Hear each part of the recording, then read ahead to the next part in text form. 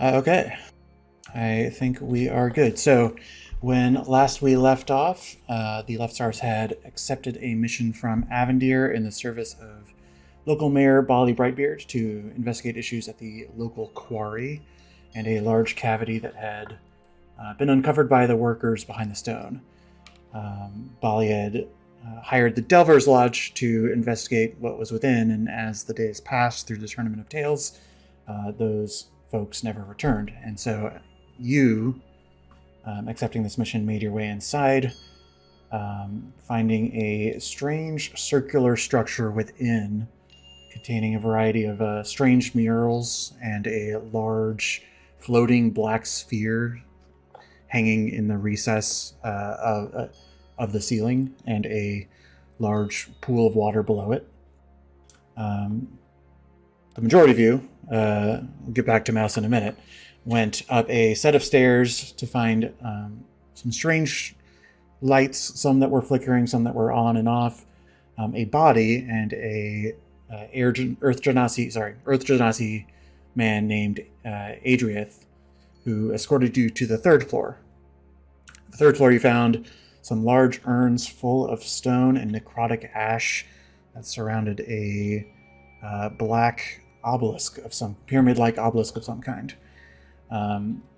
And we'll resume from that point shortly, but I want to rewind just to cover what Mouse has been up to in some of this time.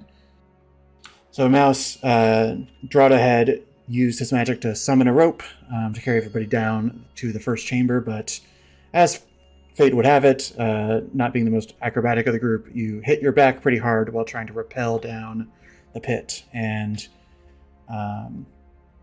just needing to take a minute to shake that off, combined with like a little bit of anxiety about going underground once again and being separated from the sight of the stars. You took a little breather while the party scouted ahead.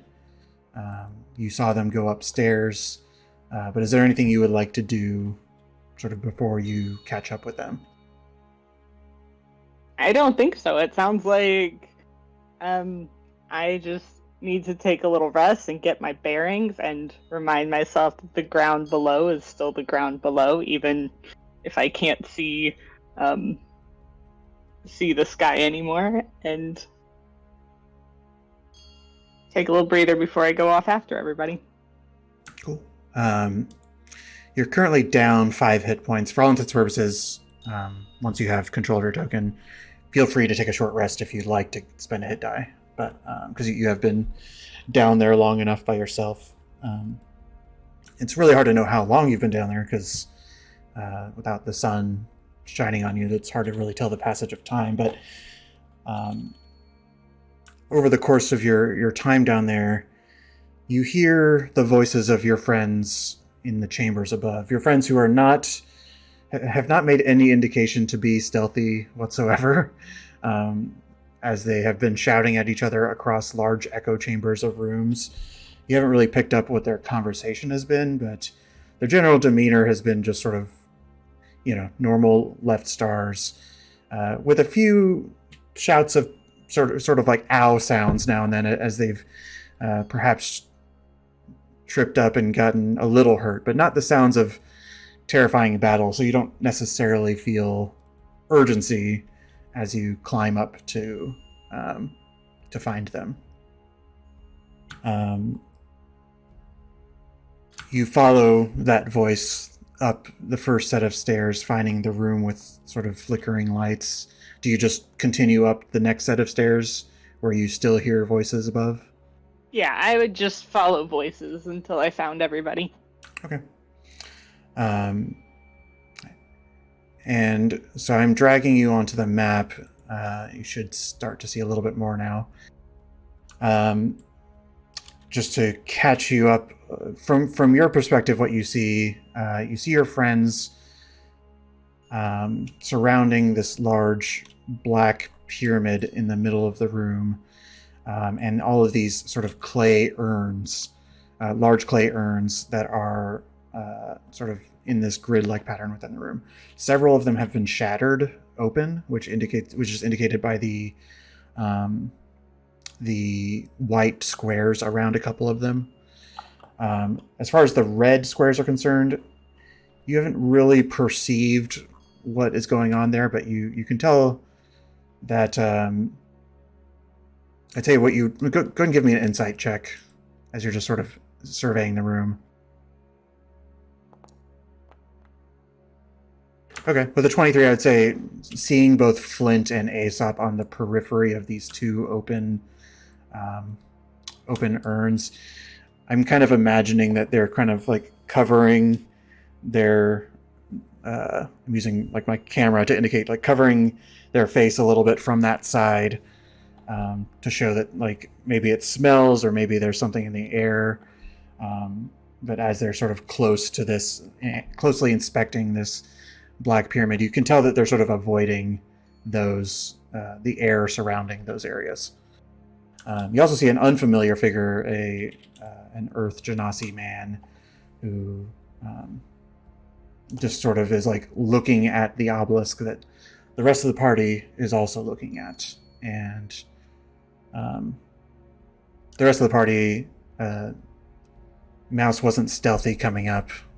You heard probably the tip tap of halfling footsteps behind you, but you see Mouse coming up the stairs. Hey, Mouse, stay away from those. And Clash just kind of points, kind of like a clock face almost in different directions at the two big urns.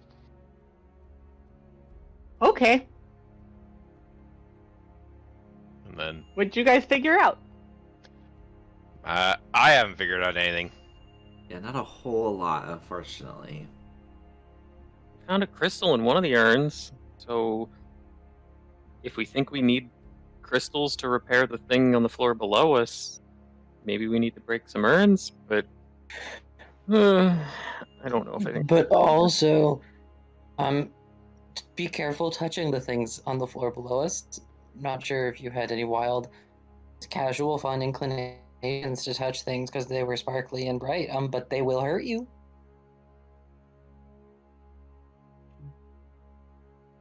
That's a good tip. I generally do enjoy sparkly things. So, Flint, you mentioned about finding more of these. Do we want to just take this one we have and go down and see, what it does? And by the way, what are we doing though?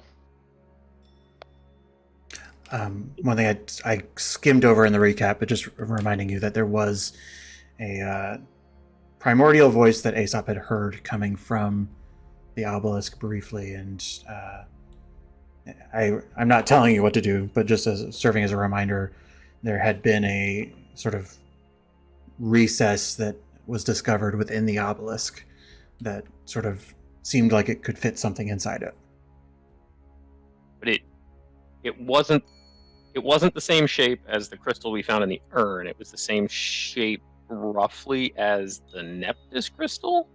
Smaller, if I remember correctly, right? Or larger, one or the other. It was larger than the quartz that you found in the urn. You haven't, compared it to the size of Neptus or anything.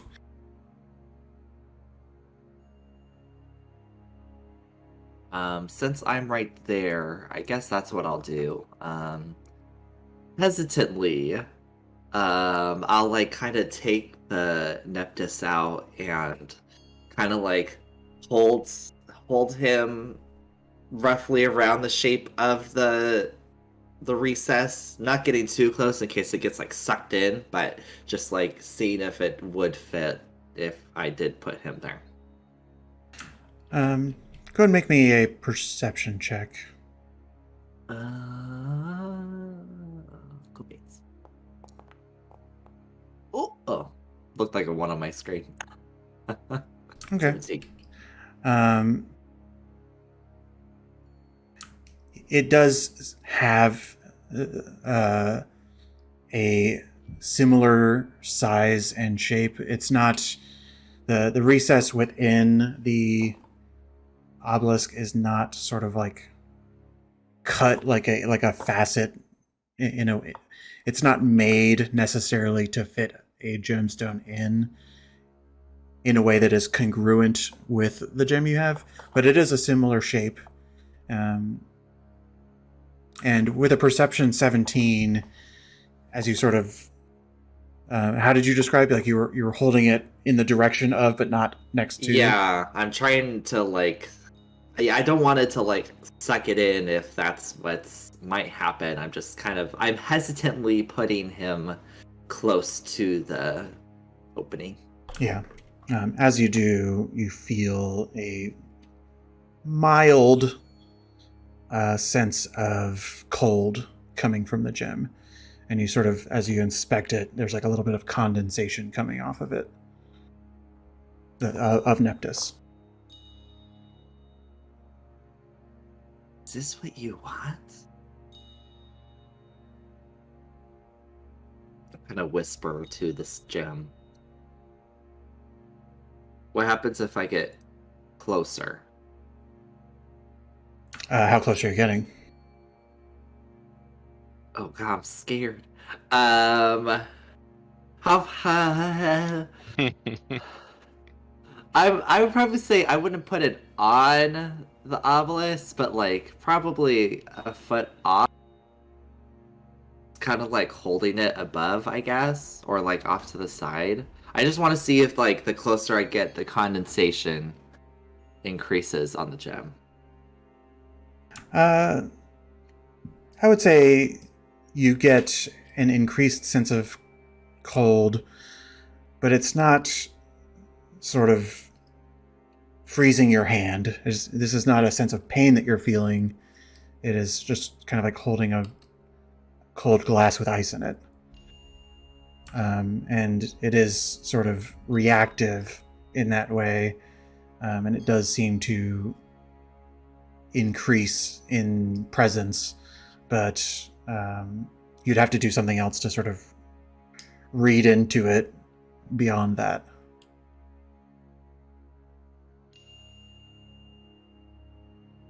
I'm just gonna move closer to him, watching him while he's doing this, just in case something goes wrong. Can I sit down with him and just try to ask, it's like, is this what you need? Is this what you need to get stronger to get out of the crystal? Like, could you give me a hint? Because I don't want to do anything that would harm you. I just want to make sure that would this hurt you? Trying to like communicate with Neptus, see if I get any sort of like feeling from him besides like this cold condensation wetness on the gem.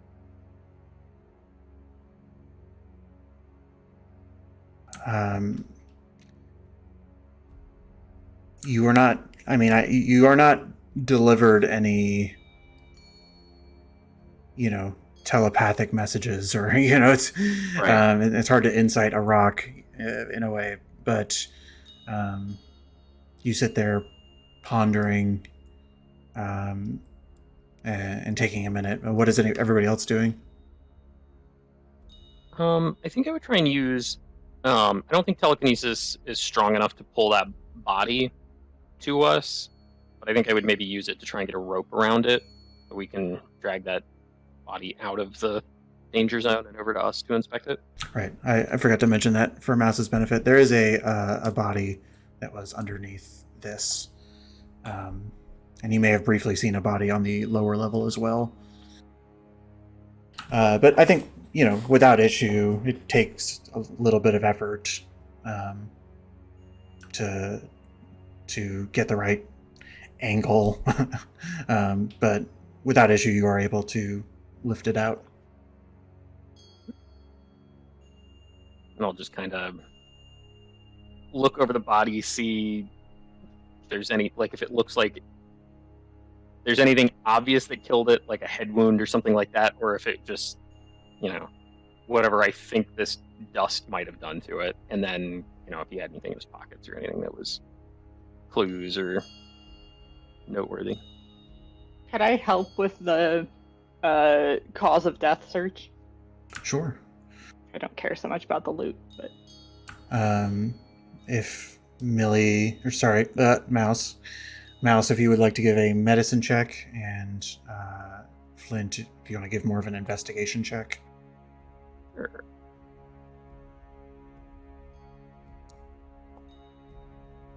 Okay. Get all these Nice good job. rolls out of the way now.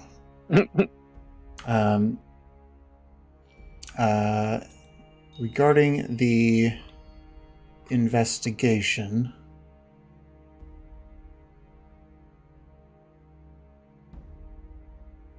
I'm sort of failing in my notes. 1 second.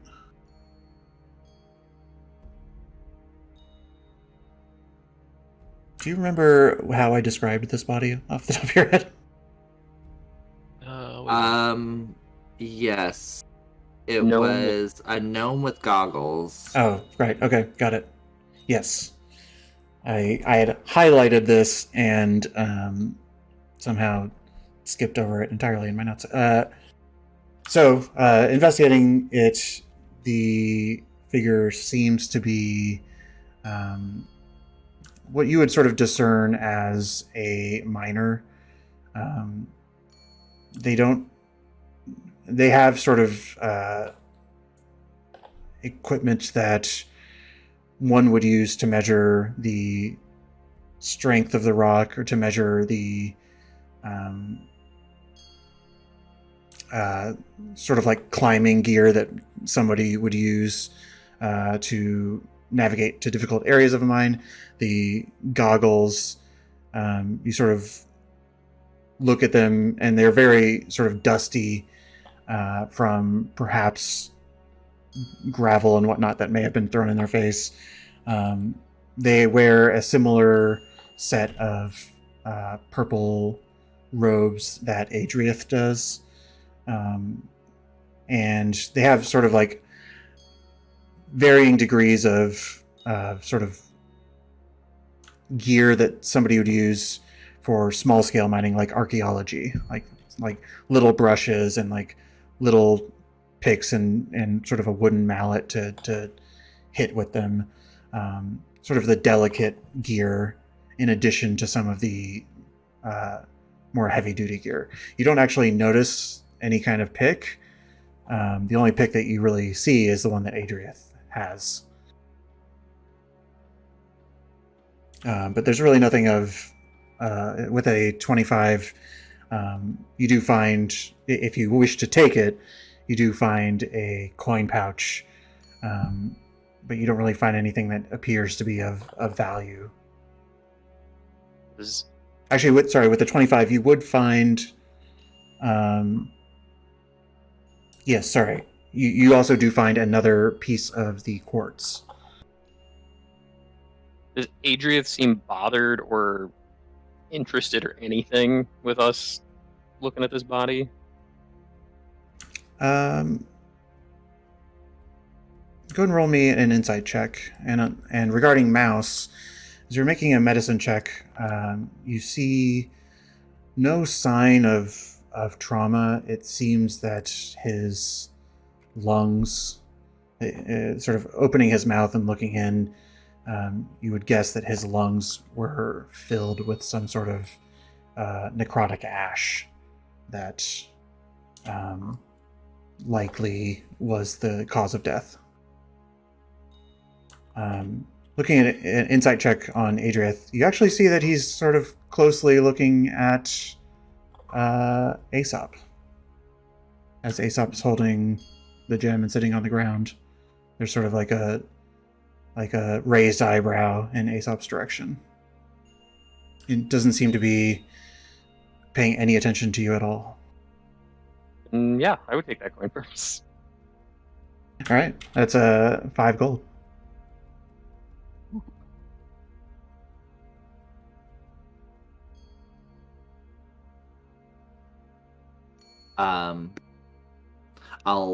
As I'm still kind of looking at the gem, trying to like gauge a message or like trying to see if I receive anything from him.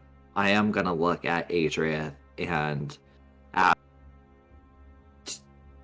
do you know what this opening is on the obelisk? Do you know what it's used for by any chance? And I'll notice that he's already been looking at me when I turn over and ask him that question.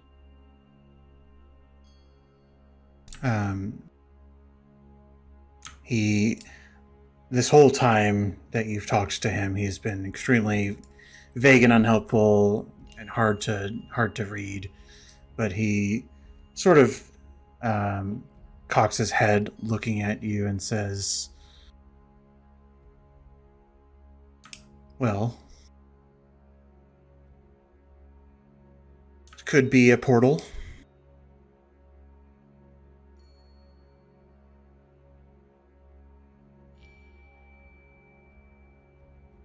Roll to where?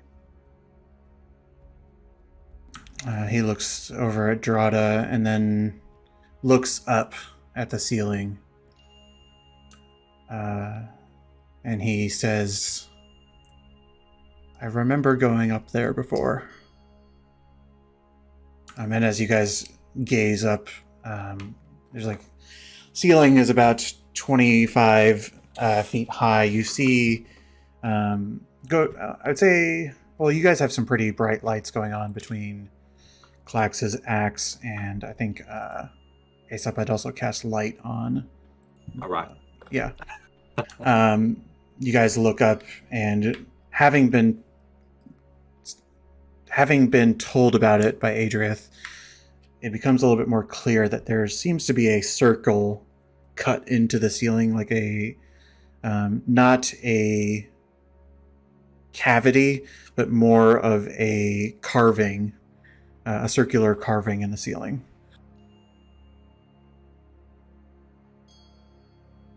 It's just a shape, like there's an indentation of a circle. There's no stairs to go up to it. No stairs that we could see that leads up to the next floor, correct? Correct. Yeah, the only stairs here that you can tell are the ones that go down. At this point, seeing that Flint and Mouse seem to be done with whatever they're doing over there. Flint, did you find anything? Mouse? Not really. Looks like he was probably just part of this crew that came in here before us. Some sort of miner. Nothing really noteworthy. Can we see this up there? Like, is it transparent? Or do we just know that it goes up? I'm sorry, you're talking about the ceiling? Yeah. So, yeah, I think I stumbled through my description, but basically the ceiling is a flat metallic ceiling that sort of matches the pattern of the floor, but you see that there is a circle that sort of separates the plates of the ceiling, such that there's the normal pattern that's in the ceiling, and then there's a sort of a circular plate in the middle. So there's nothing to see past it. It's just sort of like different. Got it. I'm curious to see what a one of the quartz crystals would do on the obelisk. I mean, Or I even think about putting Neptus on there.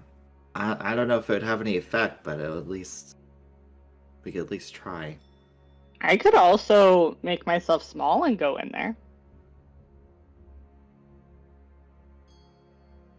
everything here seems to hurt so far, so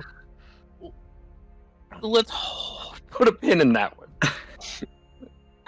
As fun as that sounds, necromantic ash isn't great for your esophagus.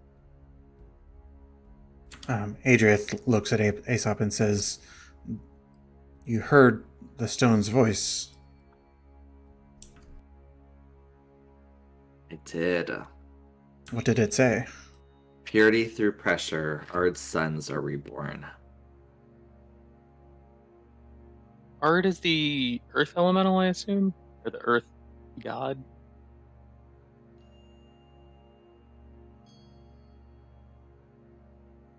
That's what I have written down. He has a real nice column. I mean, we can try and put one of those quartz things in here. I don't see why not.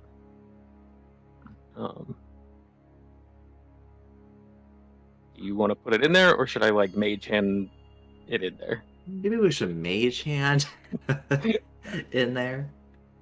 I'll use telekinesis or whatever to float one of the quartz crystals up into that opening. Okay. The recess is sort of probably like eye level with you, Flint, as you sort of float it forward, and the opening itself is baseball shape in size, and as soon as the quartz sort of enters it, it shatters. Okay, but no, like No, like bubble or nothing else. Yeah, there's a sort of. Go ahead and roll a perception check. Can I roll one as well since I was Yeah. there? Yeah. Okay.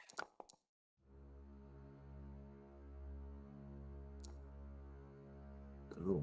Yeah, for you, I think Aesop, the shock of just like Right.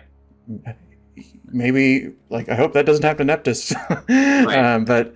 But Flint, you hear just sort of a minor rumbling after putting it in there, but then that power sort of dies down, and it ceases and goes back to a normal state.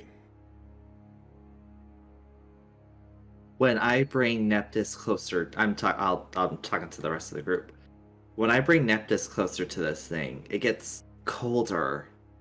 And I don't know whether it's a warning or it wants to be put in there.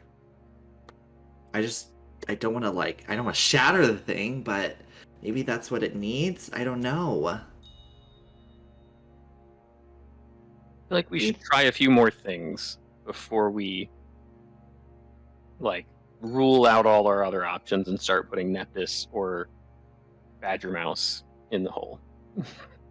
What What gets was, better under pressure? Yeah, purity through pressure.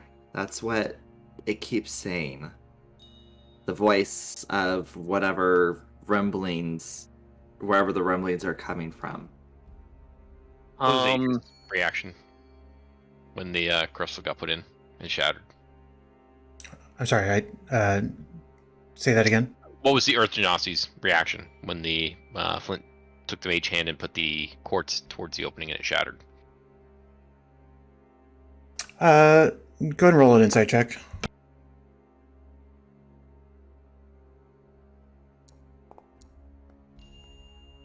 Okay. Sort of. With a 15, it's not that he's hard to read, it's that he seemed ambivalent. Okay. He seems still sort of just floating in this space and sort of inspecting, like sort of trying to figure out what you guys are doing. Is there anywhere in which one could pick up some of the ash without having to venture into the ash cloud that will attack us and our lungs?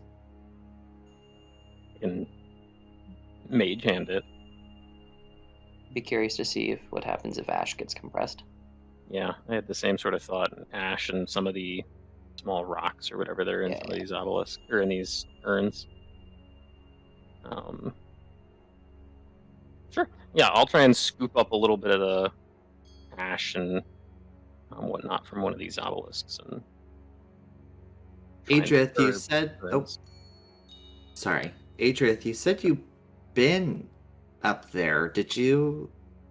What did it feel like going through the obelisk?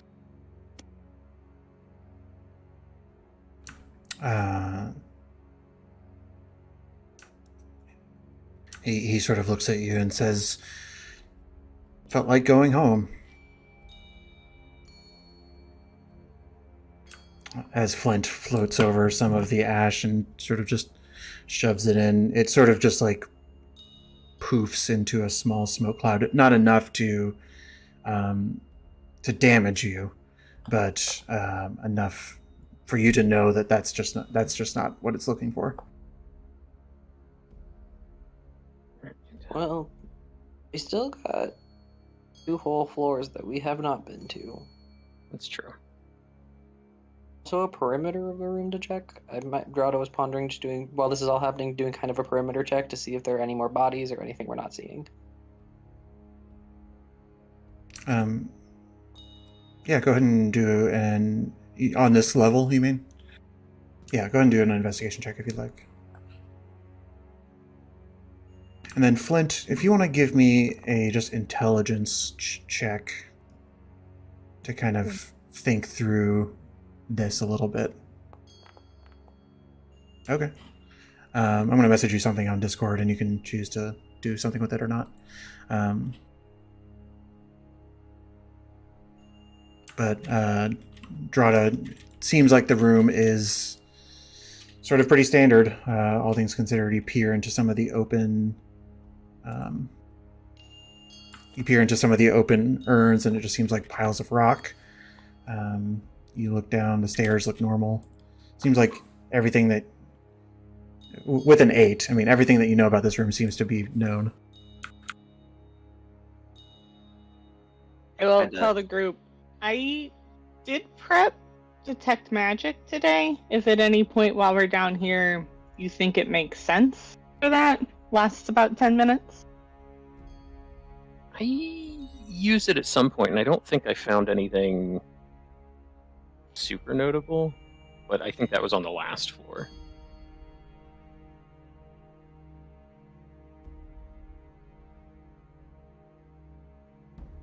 Kind of look down at Neptus after hearing Adrairth's response back, being like, if this allows you to be free, maybe this is something that you need.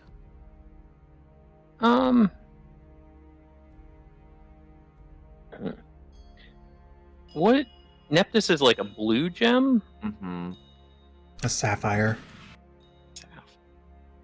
One thing that's also preventing me from putting it in, because it doesn't really fit with the theme of this place. Yeah, I will, with your same intelligence check, Flint, I will tell you one other thing, just as you're sort of thinking about what to put in here and what would happen. You also know that magic items tend to be less, they're not indestructible, but magic items are generally hard to destroy. And Neptus being a magic gem, not just an everyday sapphire. I'm not, as a DM, I'm not making promises, but it's just sort of with an intelligence check of 21, you're like, well, it'd be pretty hard to destroy. I feel like before we do too much more, we should at least scope out the entirety of the place and see, like, maybe there's some big thing on the floors below that would enlighten us.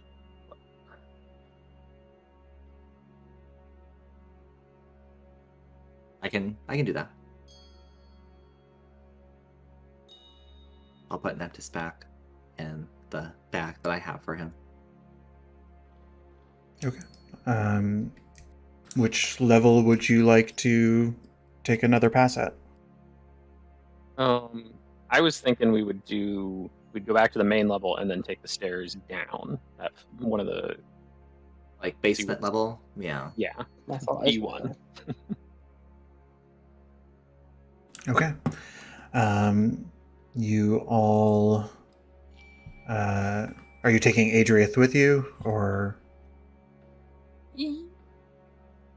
I would think so. Yes. Don't think we want him just wandering around. Okay. You continue down, passing the room with the lights that some are flickering, some are on, some are off, and sort of like that central. I'll show Millie, have you seen the map just for preview Briefly, purposes? I skimmed forward through the YouTube so I could Right. look at them. That's right. Okay. There's sort of like the donut-shaped room that had a interior of stone that had all these lights pointing towards it. You continue down to the main, the entry level that had the murals and the large floating black sphere, and you make your way all the way down, traveling into one of the staircases that leads you into another large room. This room seems pretty bare. But what immediately gets your attention as you're climbing down the spiral stairway around the sort of like pillar of unworked stone, immediately gets your attention is a number of lights that are surrounding these 3 spheres.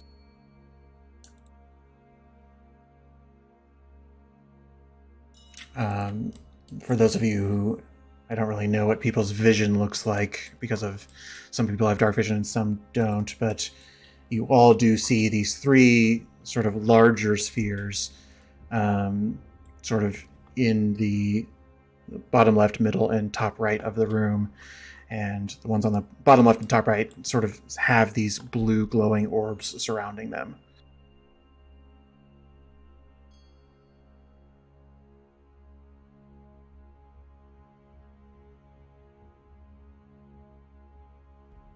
And these are the bigger and smaller orbs like floating?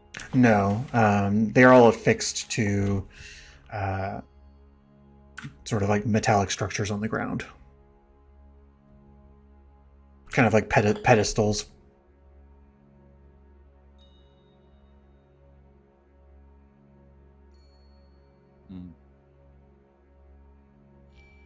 And DM, just the bottom left on my screen, I do see 3 lit up, and the rest are dark. And top one, I do see 6 lit up, and the rest are dark. Correct. Yes. Okay. Can I tell from this distance, without getting too much closer, what do they look like? Do the lights on the platform, the small ones, look like the quartz, or do they look like something else from this distance? Go ahead and give me a perception check.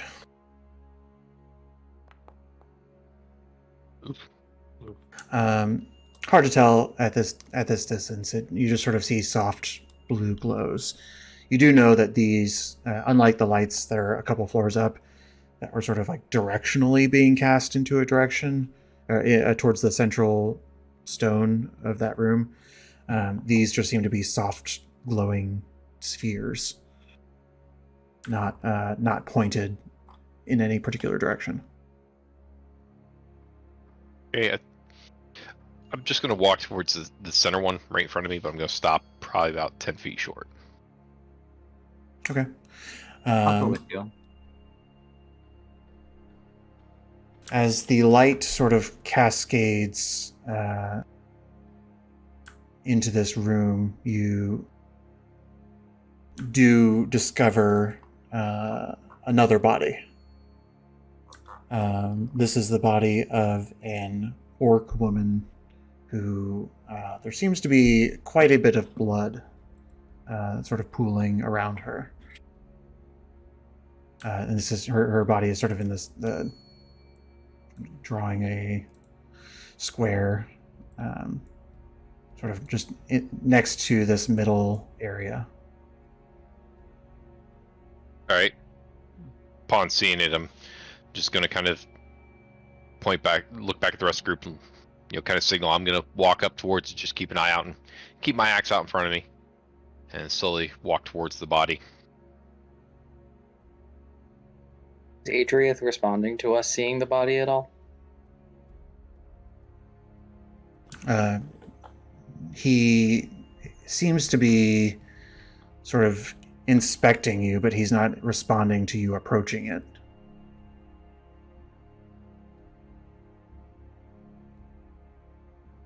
and he's not sitting in the back. He's just sort of like, staying in the light of the party. So, gonna get close to the body and just visually inspect it. See, again, not like a thorough, in-depth thing, but just like, were they stabbed and they're bleeding out? Was there blunt force trauma? Just basic. Okay. Give me a perception or medicine check. Since you're kind of not touching the body, just sort of looking at it. Let's go with perception, since I'm not touching it. Okay. There are very clear claw marks. A sort of like 3 large rended, like a slash on the back that shows what must be like larger, huger claws of some creature that have sort of just forced her to bleed out. Adrairth, do you know this person? Adrairth sort of comes up and says, "She looks familiar."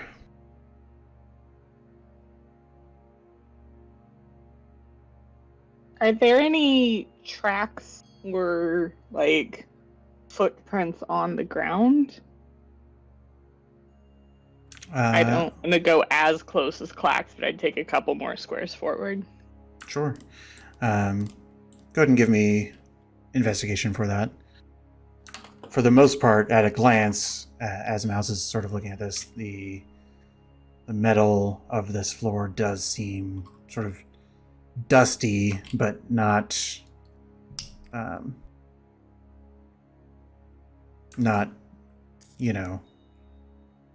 traveled in any particular way. I'm sorry, what did you call for? Investigation. Okay. You guys are rolling pretty well today. The floor does not seem too the wear and tear on the floor is quite minimal. This place almost looks clean, minus just a little bit of dust from probably maybe a few rocks that are tumbling on the perimeter of this room. But you do see around the body of that Clax is inspecting, like an indentation in the floor, as if something was, and it sort of has like a buckling sense within the metal, like something very heavy stood here that must have swiped at this orc that Clax is looking at. But there are no tracks beyond that one indentation. It seems like something was standing here and then it wasn't. Can I look at the ceiling in this room? Sure. Anything noteworthy? No. It does seem that there are no stairs. Oh, sorry. Hold on. Oh, I used the wrong stairs for this room. These are supposed to be stairs going up, not down. But really all you see is the stairs going up into the ceiling, and that's about it. Otherwise, it's just a smooth metal ceiling.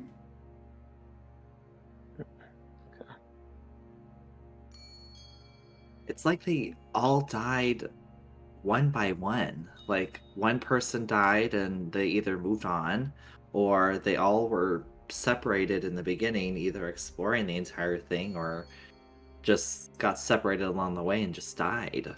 I'm just surprised that we just only find one body at a time. More surprising is Chuckles over here, who seems very be forthcoming with information.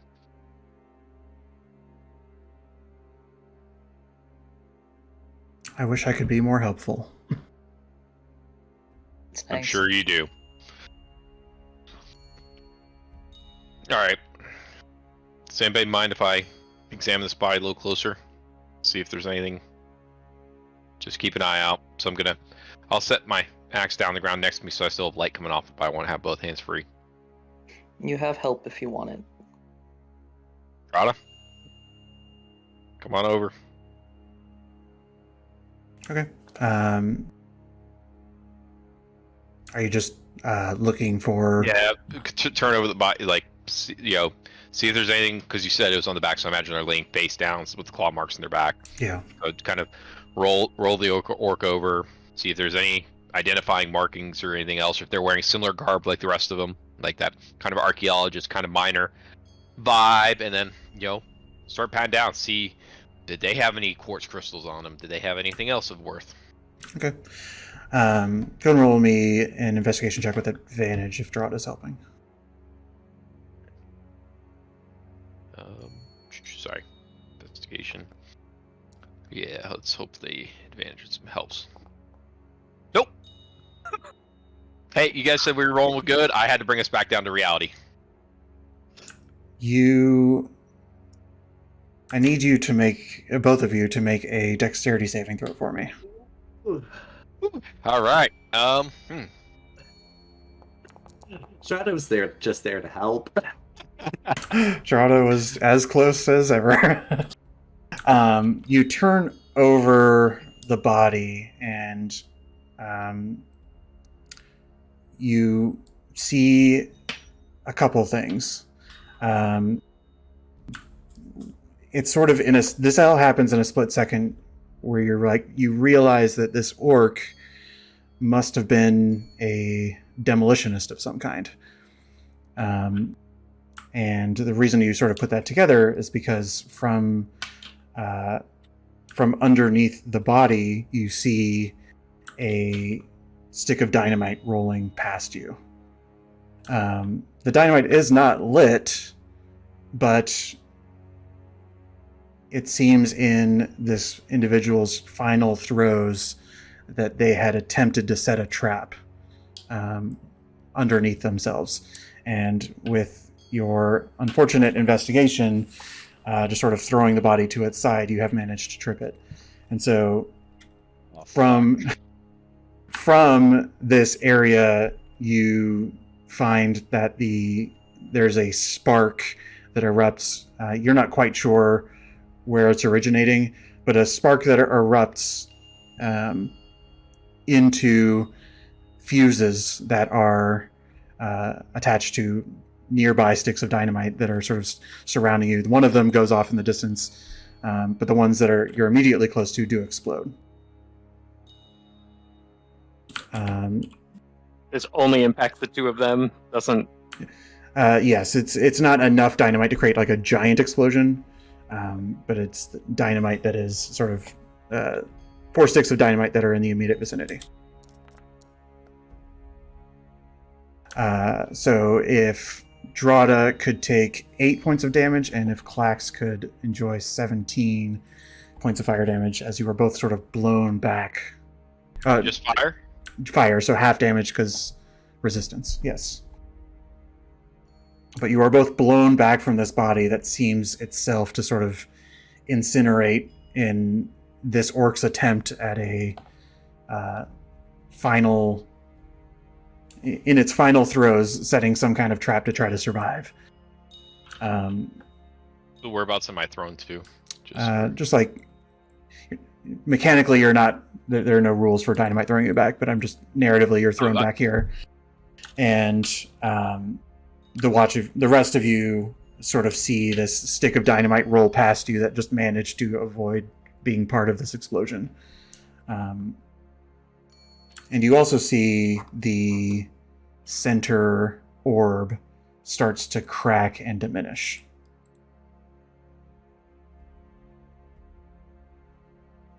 Max just immediately looks over. Draw, you alright? Having a great time. You? Yeah, I don't know if I'd call that a great time. I've definitely had less of a headache from a bar night than this. Like, that did not feel good. I'm just gonna hate to start- make things worse, but the orb in the middle just cracked. Yep, saw that. Drada, I think, would immediately, as soon as it would take for Drada to regain their senses, would then try to stumble back up the stairs to see if the central black sphere has been adjusted by the cracking down here. Drada, you sprint up the stairs and take a look. You don't need to go all the way upstairs to sort of see within the room, and still seems to be floating without issue. But those of you who remain in the room see that this orb is not shattered entirely, but it has a crack that runs up and down it, and just sort of does not seem to hold the energy that was making it glow before. Doesn't mean it couldn't be fixed, maybe, but it has been deactivated.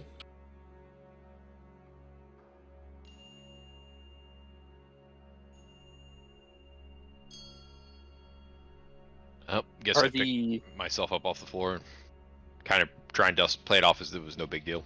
Here, I'll give a hand. Thanks, Aesop.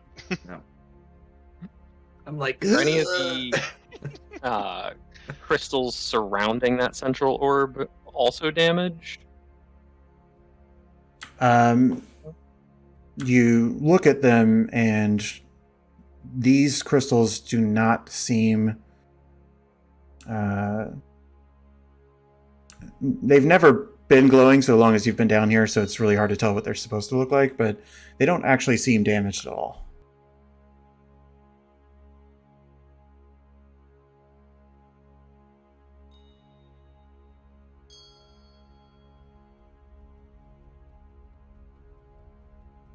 Well, I'm gonna go look at this orb over here, and I'm gonna try not to touch anything this time. So go walk over, pick up my axe that was probably blowing some other distance, and walk over to the southwestern. Mhm. There we go. That's a word. Hey, do you want guidance? Oh, I'm not touching anything. I'm just looking. But thanks, You Mouse. said that last time. Well, I did. Curiosity got the better of this lizard.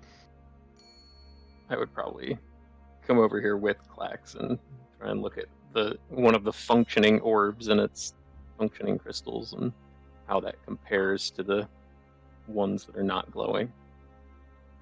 The soft blue glows seem to just... there doesn't seem to be much about them. I'm saying by now, because you had cast Detect Magic probably a while ago, so just letting you know, by now that has worn off. But so at a glance, the best you can tell is that these smaller blue orbs seem to be glowing without issue, and then the larger sphere in the middle, it just has this sort of soft vortex of energy in it, but you'd have to inspect it closer to kind of gauge what to do with it. Are either of these the size or shape of the quartz that we had found? No. Or are these...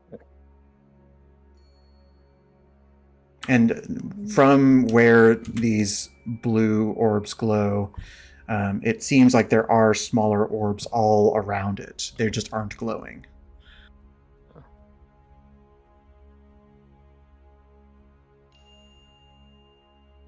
Yeah, I would maybe sit down and work on recasting Detect Magic. Just get a better sense for what things are magic and what aren't. Okay. 10 minutes pass as you are just sort of recovering from the blast before and just taking in the room. And you see that the magic, as you finish casting Detect Magic, each of the smaller orbs seem to be tethered to the central, whatever sphere is center to them. So how many is it? 4, 5, 6, 7, 8, 9, 10, 11, 12. Yeah. All 12 of the smaller orbs are sort of pulsating energy into the middle, but only the ones that are lit seem to be the ones that are lit seem to be pulsing energy, and the other ones just seem magically tethered to the middle, as if no energy is flowing through them. You would gauge from that it's likely, as you're sort of go ahead and roll me an Arcana check.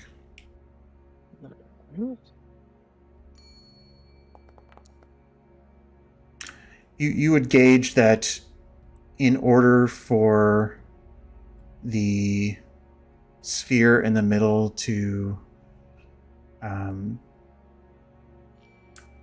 be able to be activated and to do whatever it does, it would need all 12 spheres around it to be lit.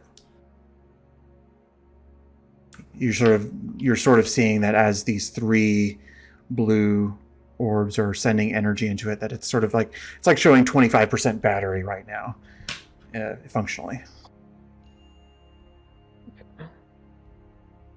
We'll convey all of that to the group. So do you think when somebody, I'm not going to say who, set off that trap, it knocked the... Because what I gather was it's connected, right? So did it knock those connections off? Or was that just a metaphorical aspect? I'm sorry, can you rephrase that? Yeah, no, I did a horrible job on that. So the ones that are lit, did you say they're physically connected, or is it just they seem like they're connected to the orb of the middle? They're only connected in a sense that Flint can perceive through detect magic. There's magic radiating from them into the central spheres. Okay. And they are all connected to the central sphere, but only some of them are sending energy through. Okay, sorry, thank you.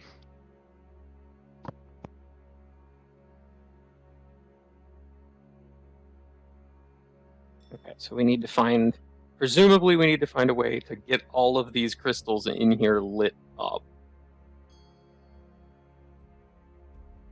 But we don't know what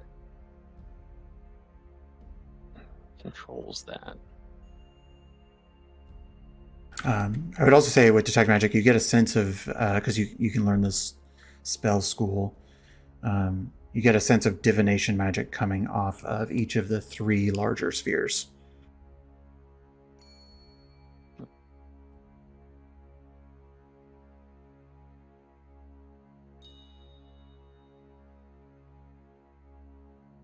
Even the middle one, even though it seems inert, it seems like it has flickering magic still within it. I mean, I can try casting light on it. That might light it up, per se. It might do something, but I do have to touch it, which isn't fun. I mean, I was pondering touching it anyways, but, I just recovered from some somewhat severe blast, so if you want to go for it, don't knock yourself out. I mean, I guess I'll try. I'll move my... Will you at least let me guide you first? Yes, guide me, mouse. It is an ability check, not a saving throw, but just in case. Anything It feels like helping. Yes. Alright, I'm gonna make my way over to one of these, and with the light spell in hand, I'll just reach and touch it. The crystal on top. Okay. Not as a result of the light spell, but just sort of I think light is probably a vocal spell. I think it's VM. Yeah. Okay. So as you sort of raise your, probably is your spell book your arcane focus, or do you have something else? Yeah. As you sort of raise your spell book and say the words and sort of put your other hand towards it, it's not the light that sort of has any kind of effect, although the sphere does begin to radiate the light that you would expect it to. But as soon as your hand connects, you feel a vision sort of shared with you. And you see the Well, technically, sorry, I spoiled it a little bit, but technically you would make a wisdom saving throw. But you would know that it's trying to show you something, so you could choose to fail it.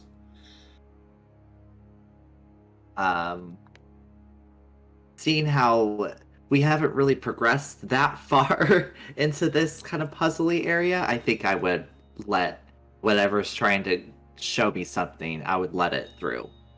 Just to gauge anything else from the room that we're in. The vision that you see is that of a silhouette of yourself, sort of shown as a proxy of perhaps any person who would receive this vision, touching this sphere when it is fully lit with 6 yellow crystals around, or 6 yellow orbs around it, 3 blue orbs around it, and 3 red orbs around it to cover all 12 of them. And throughout this vision, you hear a shattering noise from above, and the vision shifts towards you running upstairs to see the silhouette of a kind of like dark ashen creature that has sort of landed and dropped from the black sphere that is no longer there and dropped into the pool below it. And your vision returns back to this space. Okay. So I saw myself touching. I saw like a vision. I'm like talking to whoever's near me. I'm like kind of rehashing what happened while looking at the sphere. I saw myself touching the sphere, but it had like 6 yellow, 3 red, and 3 blue. Probably something up above that we saw earlier on the slabs of stone. And I ran upstairs, and the concave or convex thing shattered, and this dark ashen creature fell and landed in the pool. So I'm probably thinking we shouldn't do that. That's not what we want, right? Did it seem I look around and I'm aggressive? like, there's like no one around. I'm like, oh, was I talking to myself? No, except I heard you. That was the eastern mural when we were down below, and that was the one that showed the sphere that got shattered, and that had the 3 top yellow and 3 on the bottom yellow, and the blue was on the left and 3 was on the right. And from the sounds of it, from your vision, it sounds like that's going to let go whatever's in that black ball down there. But that would technically clear the mine or clear the area, which isn't that the goal? I mean, that would also mean we have to kill whatever. Well, presumably kill whatever it is. Did it seem aggressive? Did It just kind of my whatever vision came, it ended when it landed in the pool. Maybe we should try touching one of the other sphere crystals just to see what other visions that might give us. And you touched the sphere itself on this, right? Not one of the crystals around side. You touched the sphere. The middle sphere. I touched the middle sphere in the vision, right? Yep. Yeah. Well, no, you touched this same sphere in the vision. Okay, yes. For fun, So yeah, why sure. would there be 3 then? Asking some great questions. Drata will touch, because Drata didn't learn the lesson of not touching strange things. The upper right sphere. Okay. Similarly, you feel a magical presence trying to insert itself into your brain. Do you allow that to happen? Sure do. You, similar to Aesop, see a vision of yourself touching the sphere, and from it, a pulse of energy erupts This sphere, which is surrounded by 9 blue orbs and 3 yellow orbs. As you touch it, and the power of those orbs comes into the central sphere that you're holding on to, a radiating energy erupts from it and sort of transmits sort of pulsing waves throughout this entire room. And the sort of something that you notice that sort of has been in the back of your mind as you've been walking through this place, but that you've never really looked at closely, is that the perimeter of all of these rooms has sort of like a rocky stone stone walls, but that there's also gemstones, large gemstones that are kind of like just big and difficult to really carry or fathom. That those gemstones seem to take in this energy that is pulsing out of the sphere that you touched and seem to be lighting up like a beacon. And the vision shifts as the beacon, that light sort of fills this chamber, and then that light spills into the room above and lights up the gems of that room, spills into the room above, lights up the gems of that room, spills into the room above, which is where the clay urns were, lights up the gems of that room, and then goes into the ceiling, shooting in past the metallic circle that you saw, that Adrairth had pointed out some time ago. It seems that a bright, touching this orb at its full capacity is sending up a bright light that is just sort of going upwards. What were the color of the gems in this vision? Nine blue and 3 yellow, right? Correct, yes. Sorry, I didn't mean to cut in there.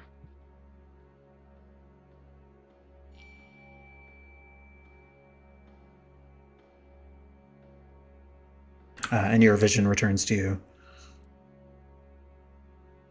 Okay, well, Aesop saw a beast being unleashed. If we went this route, we could have a rave. A By rave? I mean a lot of radiating energy that... Was a clarification. In the vision, like, did my body, like, get destroyed in the radiating energy, or was it just light? No, it wasn't like a nuke went off and you became dust. It was, you sort of saw yourself shielding your eyes as this light erupted. Cool. Yeah, light erupted all throughout the space, kind of similar to one of the faces above. It's reflected off the walls, up and up and up, and then up into the ceiling that our really helpful friend referenced earlier. But maybe this is option 2, portal?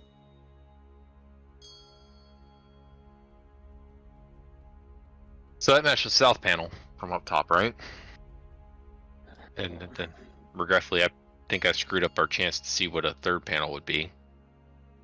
Well, it's still got a little energy. We could try touching the middle one. Touch the things. It's really safe. Sure. I'll try touching the cracked one.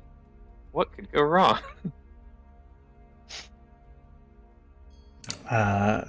Would you allow the vision to come through? Yep. Go ahead and make me a wisdom saving throw anyway. As a Cool. shooting pain of broken magic hits your mind and sends you a discordant vision. Is this magic? Oh, It would be magic, yes. I think theory I have advantage then, which didn't help. So 18. You'll suffer half of this as 8 psychic damage racks through your mind. And and I want you to roll a concentration check. Well, roll me a concentration check both for detect magic, just because, and then roll me a second concentration check for being able to focus on the vision. What am I doing? Con check. First one will be for, I guess, the detect magic. Yes. Right. Yep, you're fine. Oh, I forgot. And then to try to concentrate on this vision. Less. Unfortunately, you know that there's something here, but that you would have to try again, or somebody else would have to try. You see, sort of, with a natural one, you don't really get much. You see a kaleidoscope of colors and a silhouette of yourself, and as you touch the sphere, it is sort of like flashing scenes that as your mind pulls out of the vision, you don't remember any of it. You don't get any details from this attempt at all. Oh, why is this whole place want to give us headaches?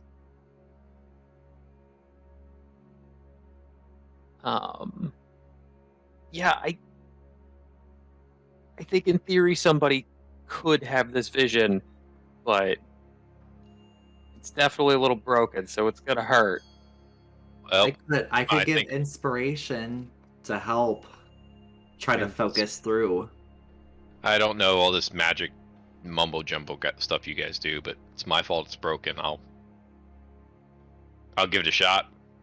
Here, I can at least help, and I'll give you a inspiration. It could be used for a saving throw. So there you go. There you go. I Is can that also do some group heals if everybody just keeps chipping away at their hit points. We can eventually take a little break. All right. Feeling Alrighty. inspired. Looking over at Flint, trying to gauge how much it really hurt him before I do this, because magic's not my cup of tea. I mean, it didn't feel good. As a what?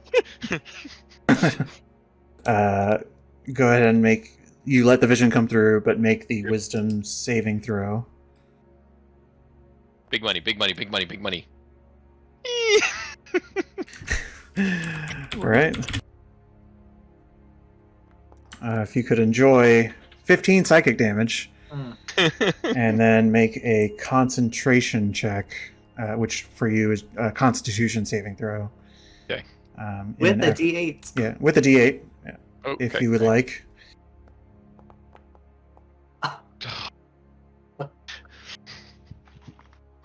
I've now rolled a 2, a 1. I went up to an 11 and back down to a 1. I don't even need to add the D8, correct? Like a 1's just. I'm You don't. done. I mean, you don't have to spend it, and you probably don't want to. Same vision, more pain. It seems like Clax didn't take this nearly as well as Flint did. Look over it, but like have a newfound appreciation. Like maybe he's tougher than I give him credit for. Son of a bitch, and just kind of walk away. Still, Sorry, the, guys, don't have yeah. anything. Still the same sense that there's something there. You just don't know what it is. I'm going to assume it's the one with 12 blue dots, and that's the one that we Yes. probably will like ensure that whatever is in that sphere stays in that sphere. Is my hunch. So, how do we light these crystals up? Hey, Adrian, trying to be helpful. How do we light the crystals up?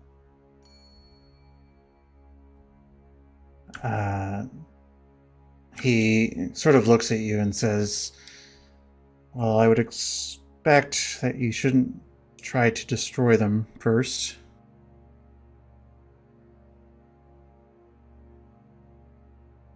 And then I he heard just sort of, that. Okay, he great, drifts and? off. Well, perhaps we should go find out.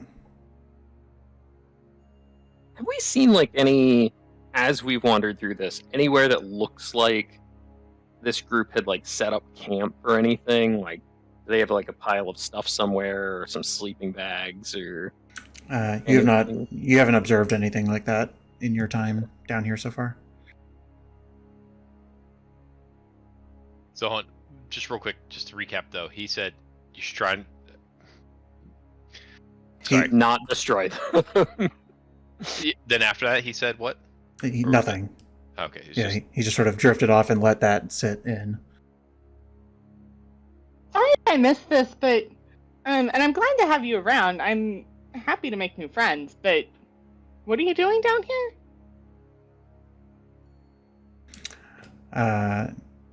He looks at you and says, well, I'm trying to figure out how to be useful, I suppose.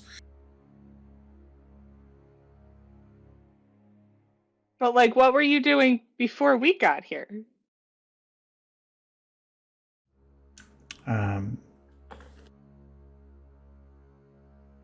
I've been here for some time. Go ahead and roll an insight check. Are you hungry? He was, yeah, you weren't, Mouse wasn't here to witness this, but you did, but he was given food by somebody at some point.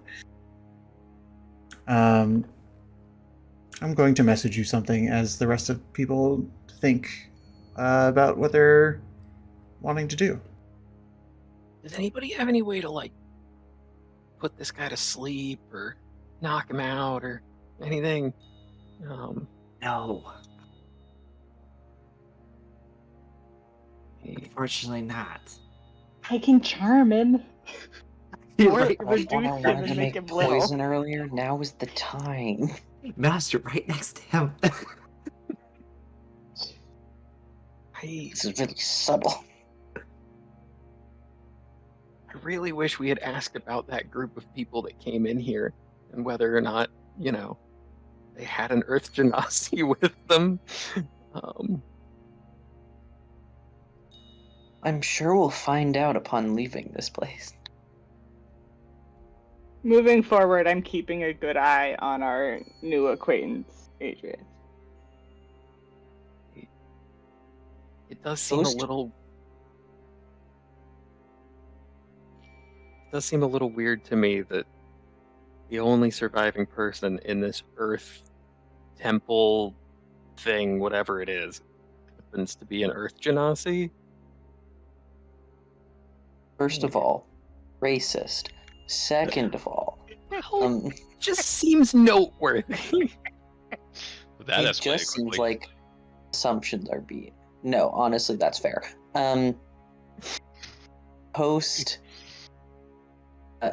Honestly, that's fair.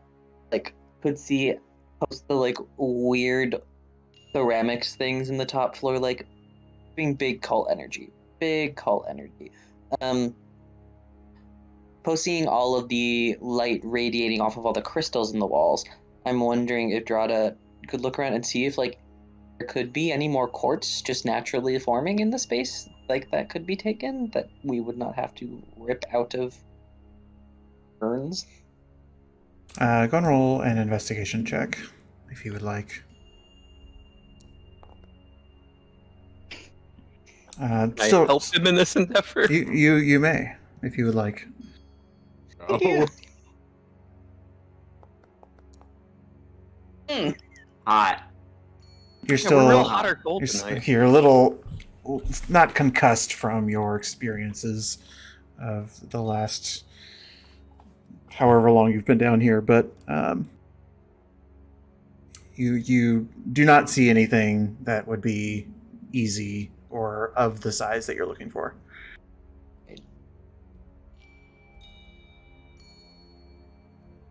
Is Adrairth armed? He has a pickaxe that is sort of just like on his hip, but he's never held it in an offensive way. Got it. Ox, do you need some healing? I got this headache, and I don't know if it's from the blast or from the orb. Yeah, let me. Both? I got you. I'll cast Cure Wounds on ya. Thanks, Asa. I'll do it at second level. There you go. At which point, Drada sees this and, having had lungs also filled with ash earlier, stumbles over dramatically, being like, "Oh, woe is me! Oh, do you need Look at help this too, bulky Drada? man." Where are you on the map? He's up top. They're hiding up by the. Oh, here. I'm coming. I'm coming over. It's very easy for Drada to go invisible in a dark space like this. Listen, I'm not saying that Drada's not having fun, but There you go. thank you. You got second level on me. I get 9. I know. First level, he gets 12. Just the way the dice. I know. It always kills me. But thank you very much, Aesop. I do appreciate that. It's much appreciated. The ringing's kind of just a dull ringing now, Hmm. so I do appreciate that. Yeah, if you have when we get back, ice might help. Or beer. Do you have any single ale. target heals? Flint, are you talking to me? I was talking to Mouse. I walked over to- Sorry, what was that? Do you have any like single? You mentioned group heals, but do you have any like just smaller single person heal? Yeah, I have all the heals. I come prepared. Is that true? Yeah. Do you need a single person heal? Yeah, Aesop looks busy. And I don't have very many spell slots. You just get a healing word. I'll or a vitality at some point. Well, presumably we'll rest at some point. I guess we headed down here in the morning, so it's still probably. Yeah, we slept outside. You get 8 points of healing. You have no idea what time it is. It is completely dark down here. Tracking time. You've done a lot of investigation, which is sort of like, we roll the dice within the span of 10 seconds, but some investigations when you're casing a room could take, 30 minutes, an hour by itself. Time has been passing. I was trying to figure out what these like random dots that I was seeing on the map were that we hadn't noticed, and it was somebody's mouse just not moving. And Mouse, I messaged you one more thing. I don't know if you saw it. I did not. Okay. Thank you. When I cast light on that crystal on the bottom sphere, it didn't light up blue by chance. It just is lit up. Yeah, it just sort of I was too lazy to draw a light, but it lit up as you would expect the light spell to light up. Yeah, I would have turned it off. Yeah. In fact, because I think you can only have a light spell on one thing at a time, so you probably would have cast it back on yourself. On the rock. The only thing I can think of that we haven't like notably tried yet is we do have one more of these quartz crystals. We could try going to we're calling this the basement, floor. so that's like second floor. Try putting that in one of those things and seeing what happens. Yeah, that's our only path that I see, because I don't know how else we would open or light these up down here. Both of these staircases go back up. Yes. Let's go to the second floor and try messing around with a quartz crystal.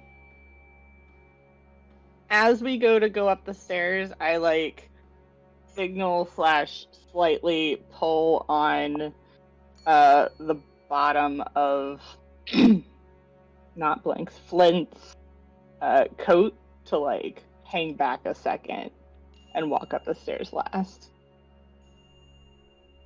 I will hang back with Mouse.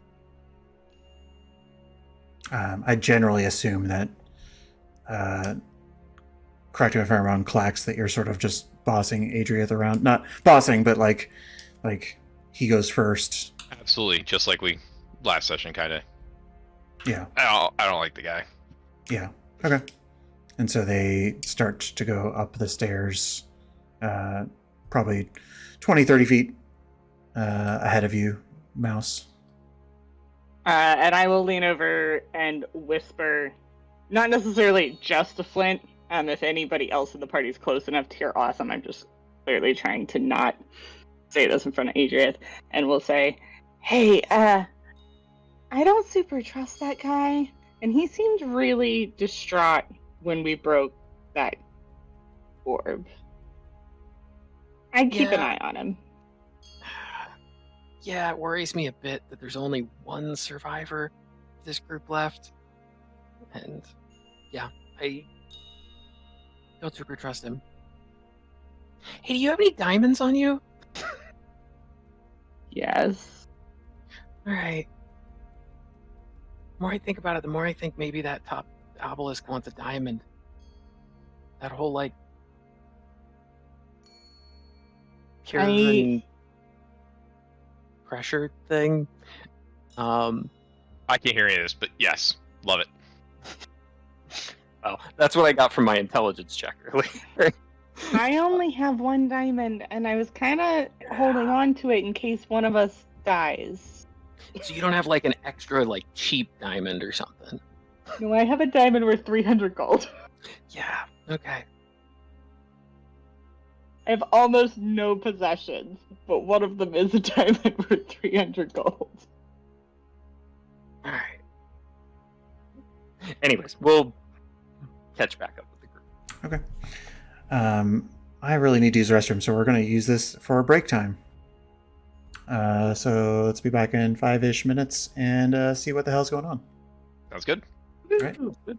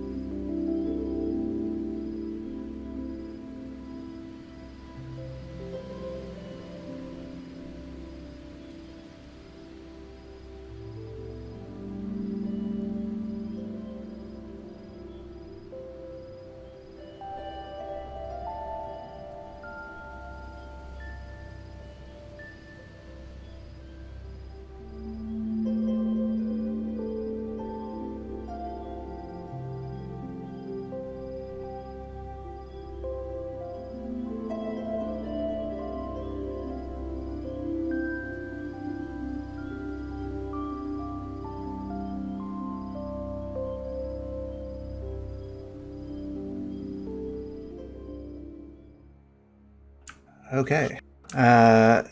We return.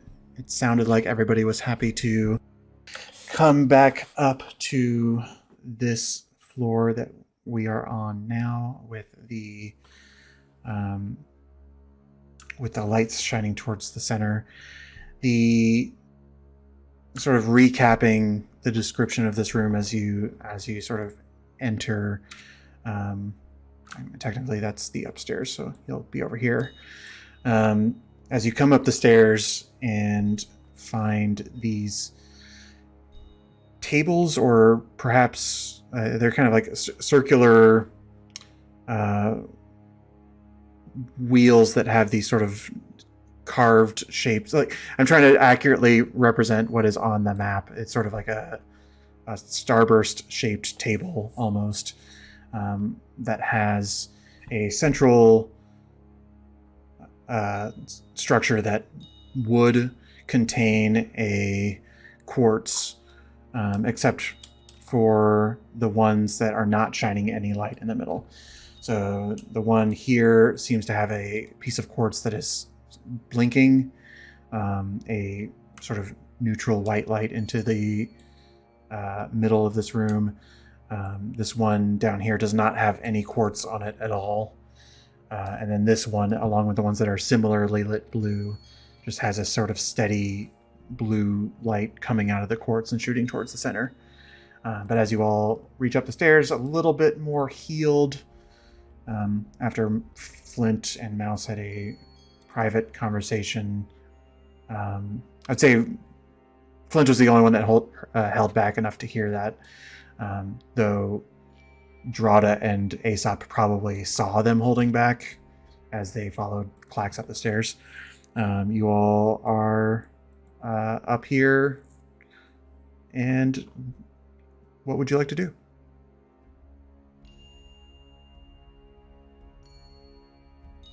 Are all the pillars that don't have a light shining off of them just completely missing one of these quartz crystals? Correct. Yes. Yeah.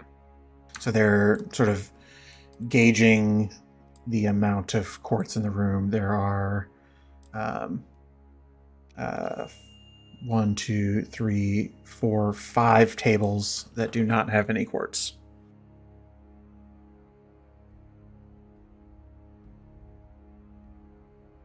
Well, just from like without touching them, if I look at like one of these crystals that are glowing, does it appear the same as the quartz that I got from upstairs? Similar in size and shape. It is sort of like a single striation of crystal that probably has the same weight to it, but it's not an exact replica. These are what appear to be naturally grown crystals. Does mine appear to have a color to it, or is it? No, all of the crystals are that you have picked up off of people or within the urns are sort of cloudy white in structure, and it's only as you inspect the table and see that the crystals are placed on wherever this light is coming from. It seems to be going through the crystal, turning the crystal blue and sort of shining it in the direction that it is.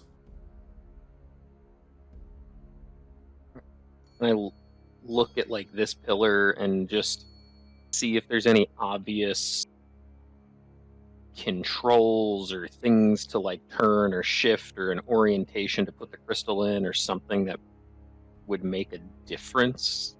Like trying to figure out how you make blue instead of yellow, essentially. Sure. Would you consider that to be an Arcana check or investigation? Like, are you trying to use your magical knowledge to figure this out, or are you sort of like scanning the object for clues? Oh, that's a good question. I think I was more scanning the object for clues and ways that it might work. Okay. At least what I was describing there. Yeah, if you can roll investigation check, then. Mm. Okay. What sort of stands out to you is that where the quartz is placed seems to be on a... Trying to find a way to describe this. Have you been to Hamilton? Not Okay. into it.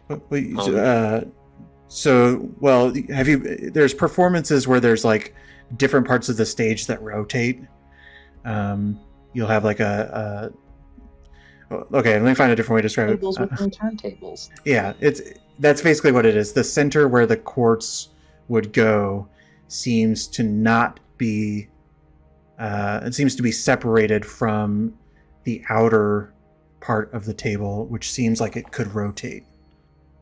The center of this table is affixed to the ground, but there are not gears, but there's some sort of mechanism within that would, if this table were to be rotated, would not rotate the center of the table. Okay. Are there any kind of markings on it that would give an indication of like 4 different colors or orientation or something? Nothing at all.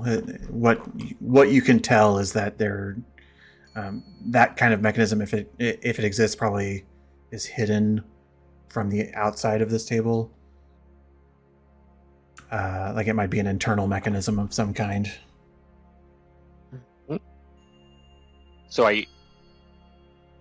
The mechanism for turning it is hidden? Or any information that would indicate how the lighting system works is hidden, but you know that turning it is possible. All right. Well, and probably an intended part of the design. All right, guys, I'm gonna probably try and touch this thing to put the crystal in. Last time I touched one of these, it hurt though, so maybe stand back.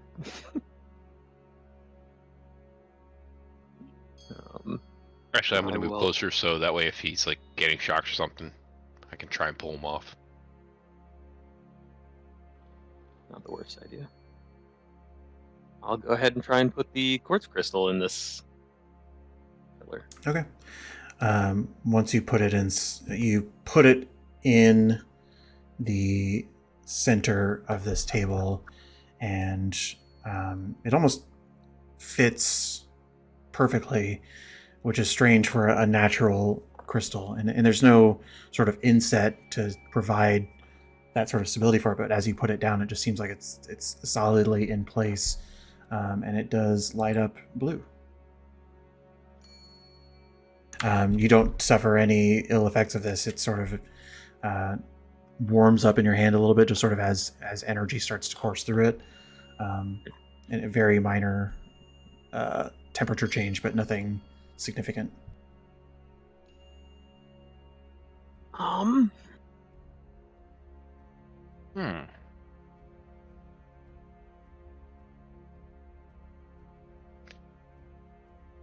right, guys. So I'm confused. There's definitely a recurring theme. So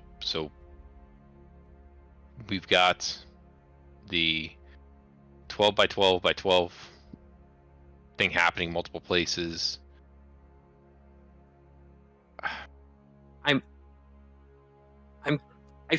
My hunch right now is that the basement is like the user documentation. Is trying to tell us like kind of what happens depending on the way you set the crystals up. I'm a little unclear about like the lights down there and whatever, which we should maybe go check and see if anything changed since we put this crystal in the basement. But I can run down and check. Thank you, I was just about to ask if you could. Yep. Would you like company? It'll bring you joy. Okay, I'll follow you down. I won't be as fast.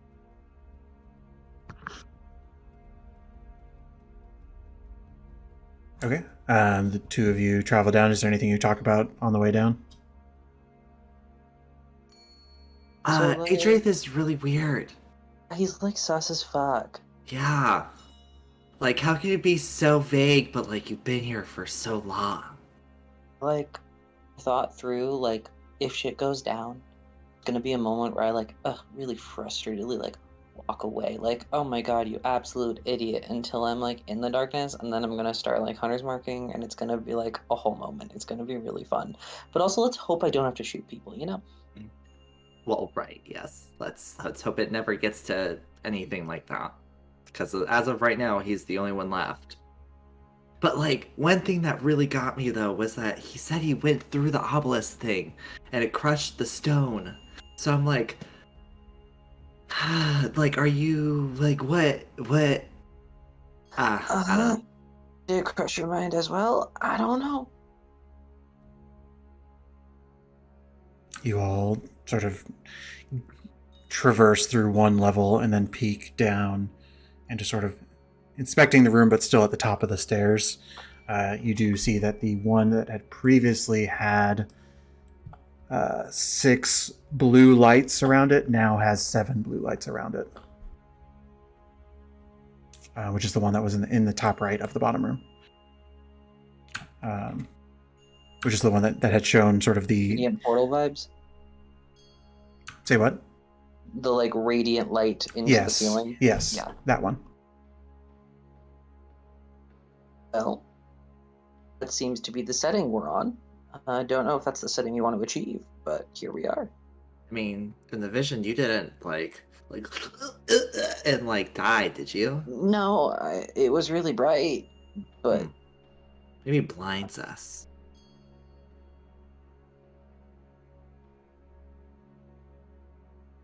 Let's let's hope it doesn't.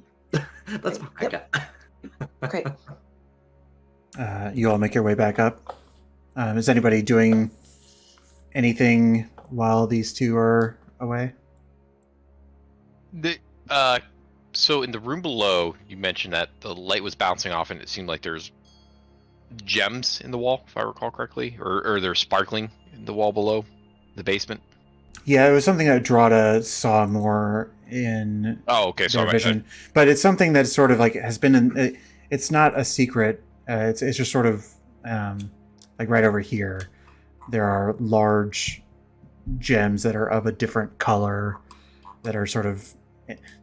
They're not necessarily on the floor, but they're sort of embedded in the wall. It's almost like you're in a geode. Like Gotcha. there are larger gems that are just sort of all around you. Excellent description. Adrairth. Adrian. What's that? You said Eldrith. I think it's Adrairth. Adrairth, sorry. Kind of want to go back with chuckles, but Adrairth. Can I see that pickaxe of yours? He kind of like squints his eyes, but then hands it to you. Can I walk over to one of these, spurs of the geode that were inside, essentially, and see if I see something that looks comparable to the quartz that we had already found? Go and roll a perception or investigation. Either one. Let's go with perception. Yep, about right. No. It seems like there's probably more. It's more like amethysts or emeralds or various other stones. Nothing of a sort of quartz nature. But Since I have this pickaxe, we'll just kind of take a stab and just start trying to chip one away.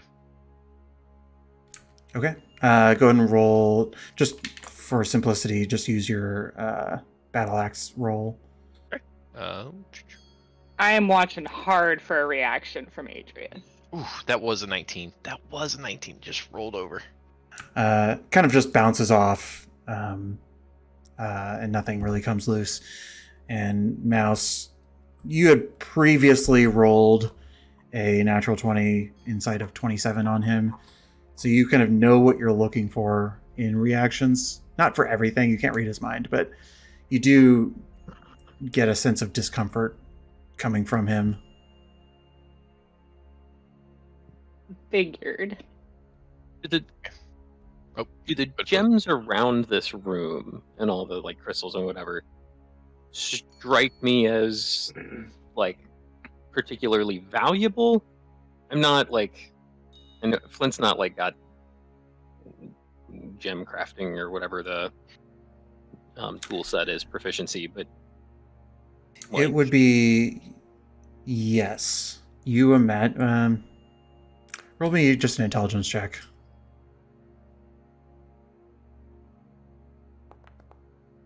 Okay. Well, what I'll say is, yes, gems are valuable. The size and scope of this would require, like, this is not stuff you can put in your bag. You have no idea. The check is sort of like, what kind of industry are we talking about here? And like, when you think about it, it's like, you could imagine that Bali cares. The mayor probably cares because there's a lot of money in here, but you have no idea how much. well, and I'm maybe the thought in Flint's mind is trying to figure out whether or not Bali is aware of what's down here.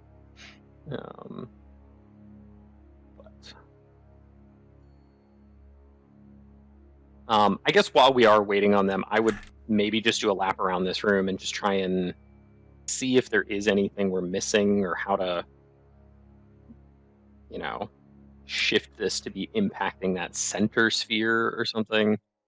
Yeah, I would say just in the time that's passed, they do return before you do a lap. Okay. So if they want to catch people up. So another blue one lit up in the same spot as we put in the gem. Oh, But on the top sphere. So the one that Drada did touch, that was the radiating light. Drada, as Sop is saying this, would love to be looking and seeing at what our dear friend Adrairth's reaction is. He's not paying any attention to you at all. He's looking at Clax. by the way, belt loop. Keep it as pickaxe. It's fine. Mouse, you see, just sort of.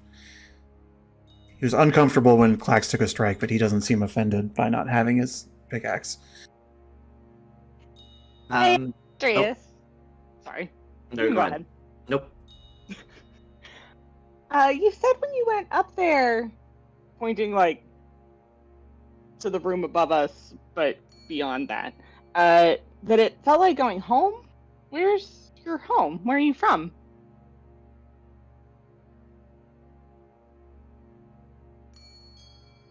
I mean, I'm not from here. As a DM, I'm asking you, like, is Mouse trying to hide that she knows something? Or is this, like, actual curiosity? Like, because Mouse is very, very inspective of this individual, and it's sort of like, you know that he's closely inspecting the group, and so I would ask, like, he's sizing you up as well as he's sizing everybody else up, and so it's sort of, to what degree are you probing versus curious?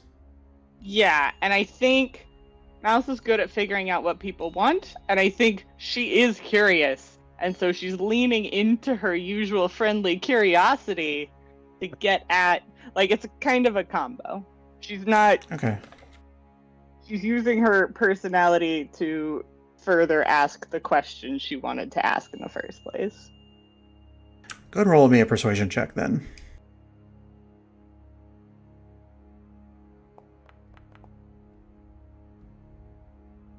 Okay, you see his face lighten in a way that you haven't yet seen.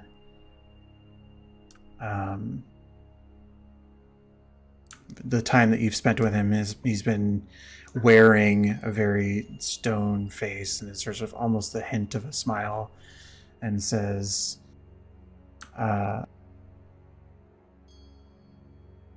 was born from the stone, and here we are.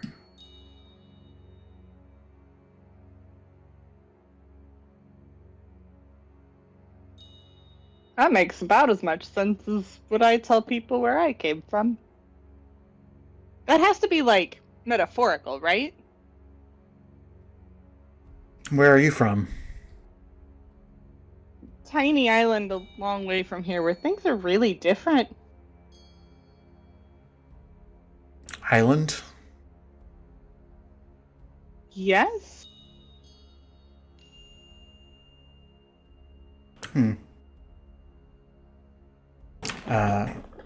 Flint, are you doing a lap?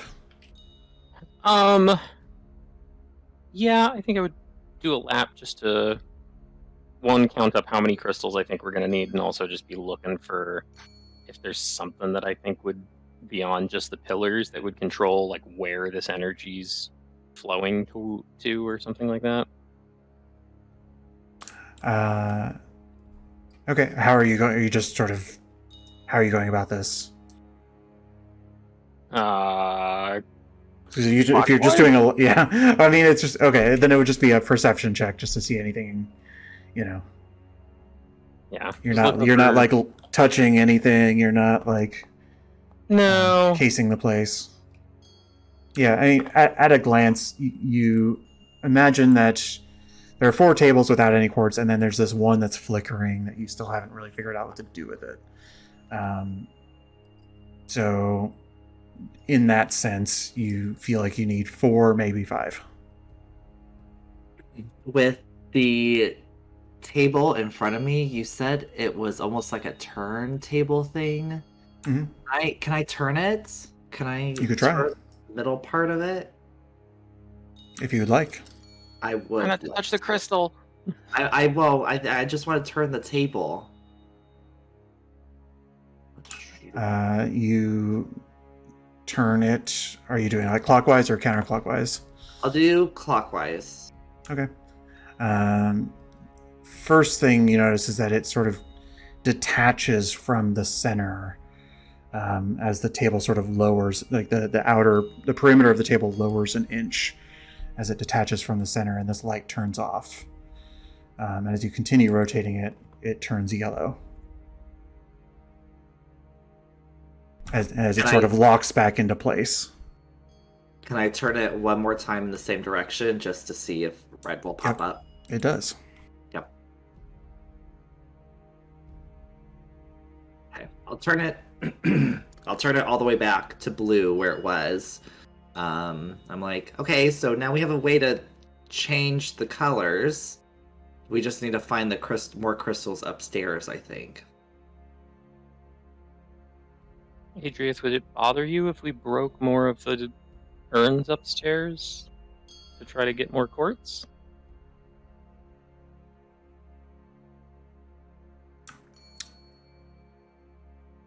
Yes. Do you know where we can get more quartz without doing that? What is your intention? I think I would like to get 4 or 5 more quartz to put on these pillars in this room, and I think set them all to blue?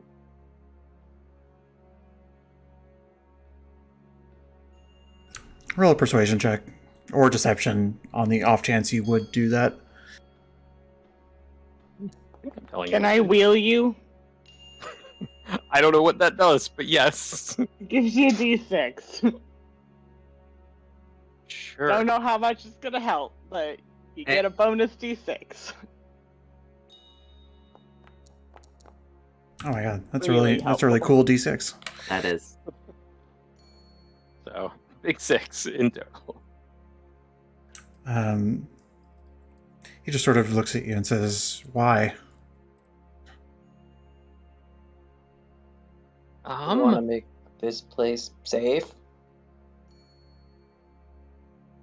When we turn it all blue, there was a radiating energy that sprang up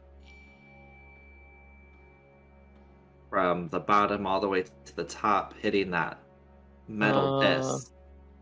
I don't think Is- that's the all blue one. Definitely was the all blue one, Flint. Oh, was it? I think it was the top right No, one. the Oh, a are, definite. are we referencing Drada? Are we referencing the vision you had? Drada might be trying to give us. Yes. I'm Oh, out of character trying to lie to this man. oh, my bad.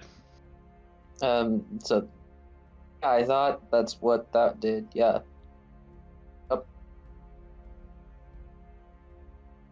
And so you are trying to...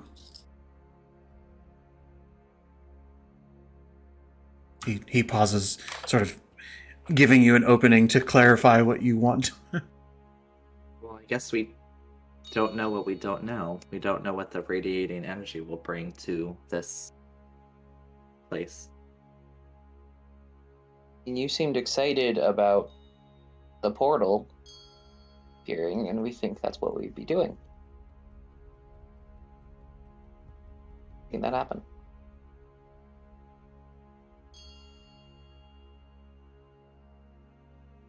He sort of... There's a moment where he sort of... It's not like you guys are physically surrounding him, but there's a moment where he... Mouse picks up on it just because of her innate sort of recognition of him first, but it's sort of a sense of recognition that his whatever guise he has on is sort of failing at the moment. That he's being asked to be helpful in a way that he can't be, and he sort of looks at you all and says, I just want to know why you're here.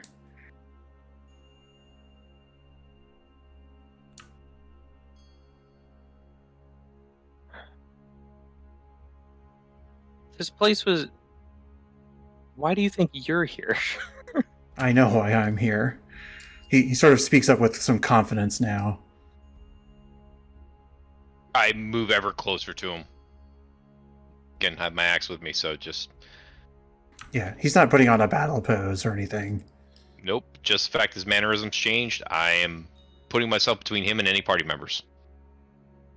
You can position yourselves where you like. Let's just, because we haven't really updated positions. We'll just put him as if he was here, and you can move yourself wherever you want to be. Kind of look at him and were you part of the group that was sent here by Bali Darkbeard? Greybeard. I know. I'm curious what he says. All right. I'll just be quiet from now on. I've been here. I was here when they arrived. I've been here for some time, and I'm not too keen on those who would seek to destroy this place. He sort of looks at the pickaxe on Klax's belt. Oh, so you're a protector. He sort of just gives you a single nod to Mouse.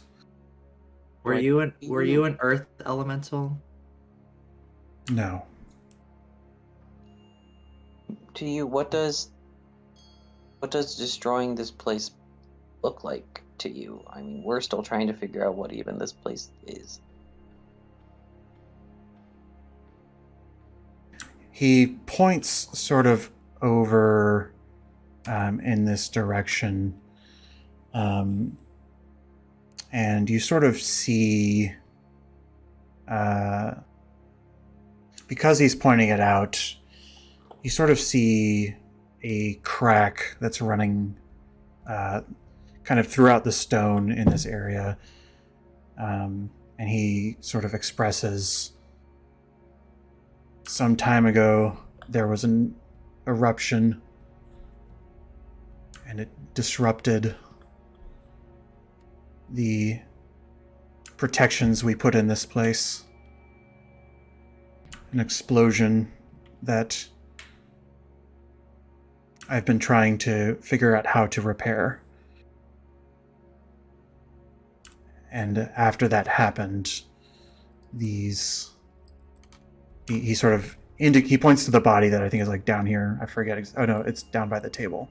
He sort of like points to the body that was by the table. He says, "These people sought to plunder what wasn't theirs." Did they show up very shortly after that explosion, or were they separated by large periods of time?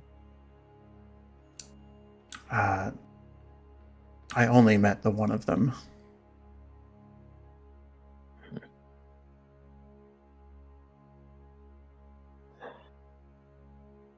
How long So- have you been guarding this place? I know you said a long time, but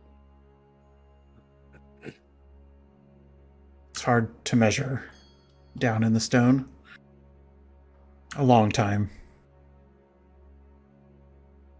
We saw a vision of an ashen creature in that weird convex glass on the floor below. Is that something that is a protector of this place, or do you need it eliminated? Do you know anything about that creature down below? Again, I ask, why are you here? How familiar are you with the goings-ons above ground and humans and other races and their civilization? He raises an eyebrow that you sort of read as like, what are you talking about?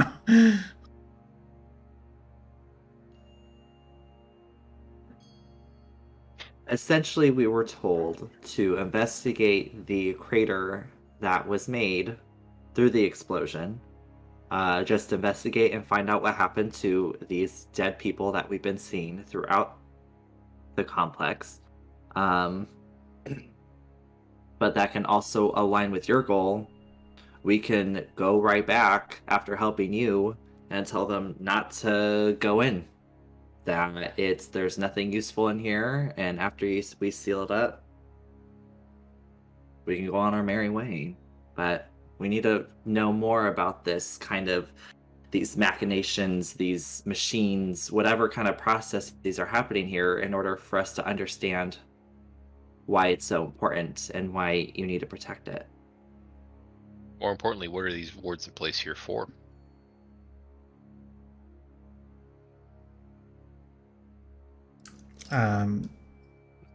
He looks at Aesop and says, "And you claim to have the power to absolve people of their greed. People will come here if they wish. That if is there's true. a means for them to, if there's a means for them to be here." That is true. I mean, we can see clearly that people have already came, but the most that we can do is go back to the people in power and tell them that there is nothing useful there.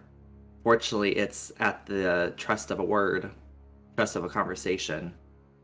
And we could try our best, but that's the best that we could do. To We're more prevent than more happy to make people it. to prevent more people from coming in. Yeah, and we're more than happy to make it at least harder for people to get here if that's what you wish. So, what's stopping you from doing that right now?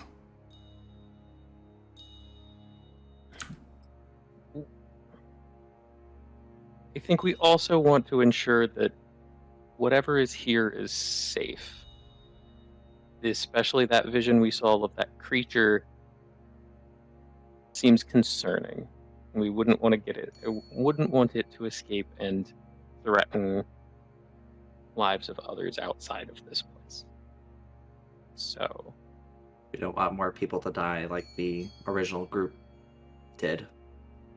I think what is most ideal to us is that we fix the wards and whatever that are here and damaged, leave as much as we can, seal this place off, and tell them there's nothing of value here and that they should never come back.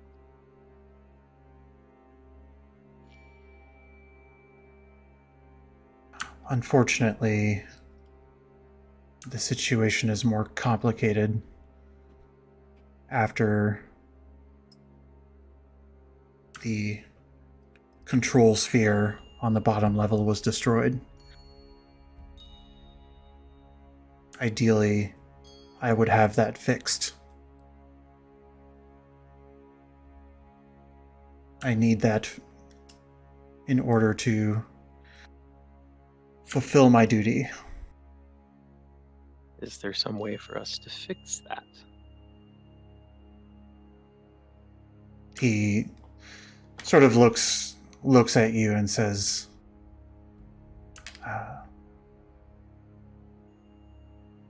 ideally it would have never been broken. And then he looks at Klax.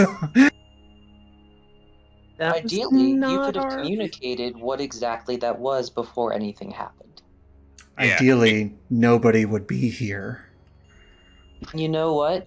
Ideal circumstances rarely present themselves. Is your sunk costs? They're done things. We are where we are. It's, how do we best fix them? Is there a way to fix that orb that we can assist you with? That you are aware of? I am not aware of the construction of this place.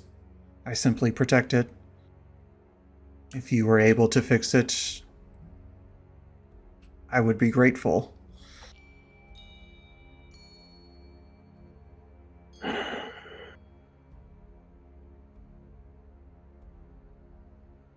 Maybe it needs that radiating energy to, like, spark it back to life.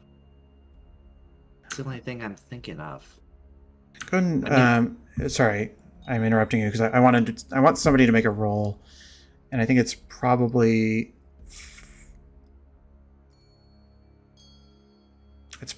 Flint to make a persuasion roll. Oh, jeez. Oh. You got it. I should have stopped talking. I will allow this to have advantage. Well, I'll allow it to have advantage, and I'll allow you guys to do like guidance and inspiration, because there's sort of a moment of observation where you all saw Adrairth trying to gauge Flint's ability to fix this. And so if you guys want to spend like inspiration or guidance or something to buff this roll, you may. Go for it, Flint. I will guide you if I've got time for that. So you got a D8. Oh, use the advantage that I believe we said I had. And now a D8. And a D4. D4. Perfect. So 19 plus 20 or 21. Okay. Could have gone could have gone worse. He sort of assessing the group and assessing the potential willingness to fix this. He says, "You wanted to know what this place is. This is both a tomb and a prison for Ard's son Lutum." Which I'll type out briefly. Ard's son Lutum, who fell in battle, but in the process he was tainted by an elementalist that we call the Gravel Maker, and had become corrupted. He and his soldiers were entombed above. He sort of points up the stairs to the next level. And he was sent here to rest and recover. I am their watcher, but I have been watching for some time, and nobody has come to claim him. None of Ard's other sons have come to release him. I don't know why. Is that who's downstairs?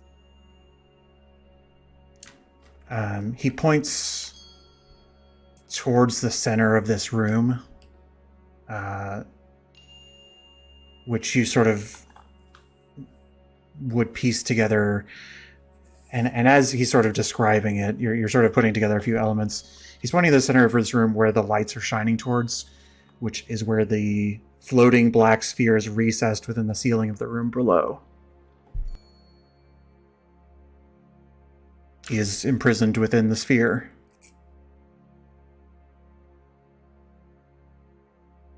Okay. So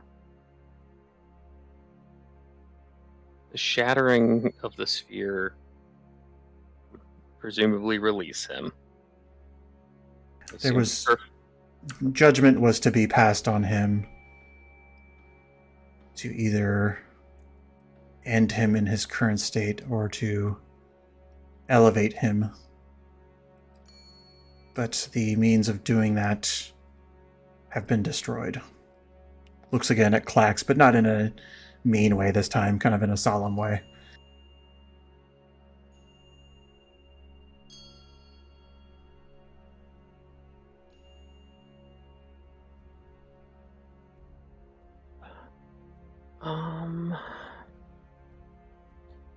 Do you know much about what the obelisk above us is saying?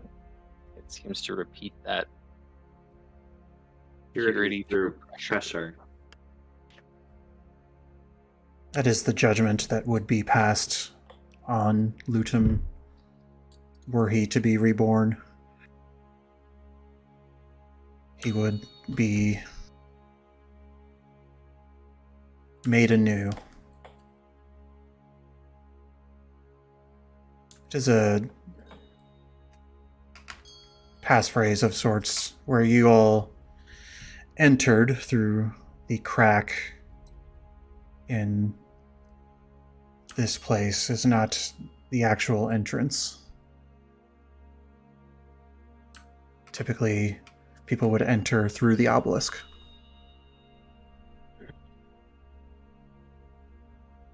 Was Luton like in life before coming in contact with this elementalist? I do not know. I was sent here to watch the place, not to follow him. So, from your perspective, first priority is to fix that center orb in the basement. But you are unsure how to do that. Is that correct?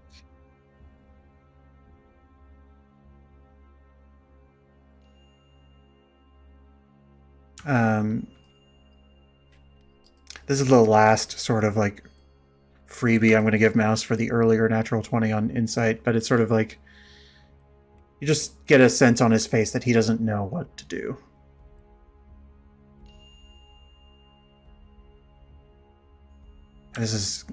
He's clearly a person who wears his face very intentionally, and it's showing a lot with it, but as he sort of responds to Flint, he says, fixing it would allow Lutum to be restored.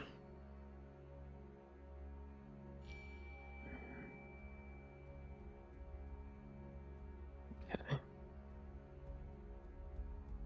Destroying it would allow him to be released, but being released would be a danger.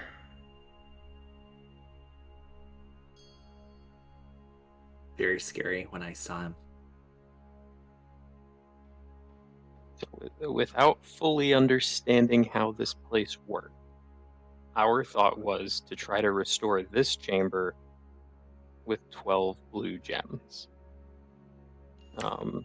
In hopes that that would somehow help things. For behind his cloak, he produces more pieces of quartz that he's had on him the whole time. Oh, cool. And he says, Um. if you can fix it, that would be acceptable.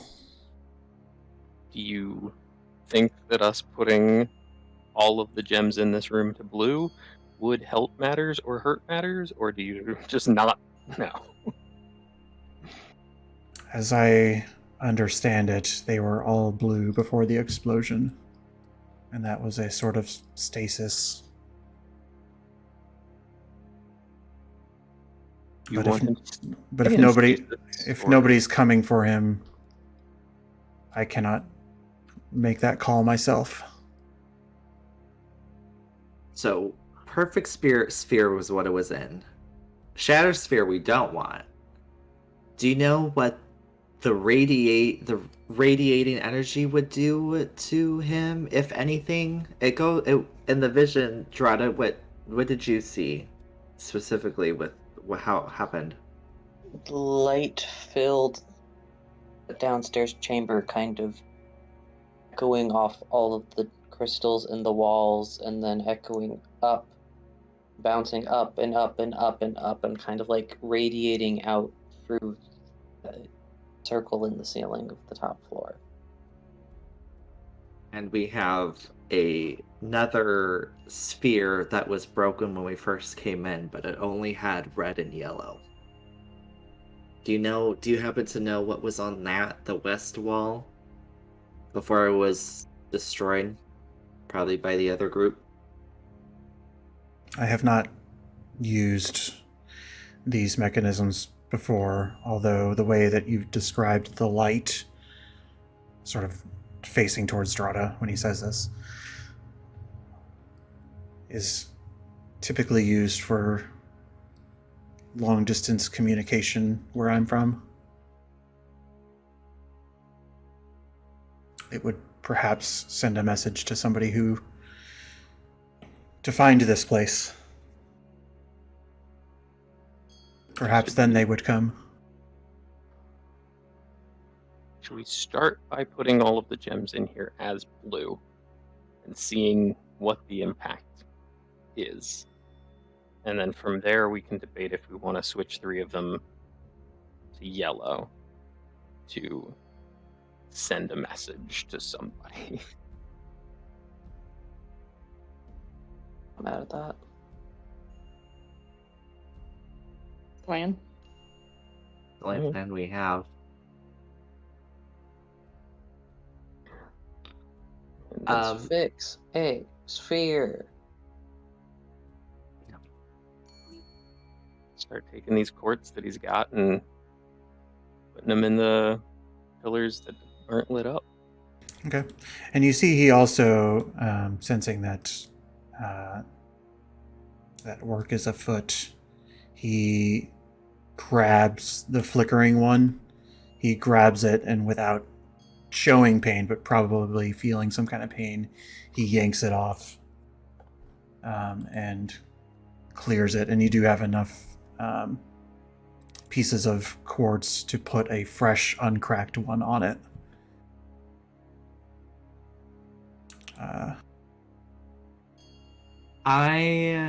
I'm gonna just pull Adrairth off to the side if he'll allow it and if he's like comfortable with it, and just kind of bring out Neptus. And so when I brought this air elemental gem closer to the obelisk upstairs, it got colder. I don't know if that's what they want or not. Does the name I got was Neptus, and all I really know is that they're an air elemental, and I just kind of want to help them out as much as I can. If I put this through the obelisk... As a DM, I'm correcting you. It's a water elemental. Water elemental, okay. I need to change that on the description then. If I put this through the obelisk, you said it was a prison, is it gonna imprison him forever? Like, that's definitely not what I want, but I mean, you went through it. The prison is not the obelisk. The prison is the sphere.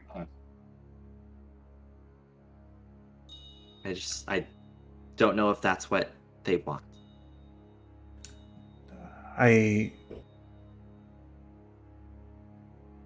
There's nothing up there that you need to worry about. That is my domain. That would have been... Well...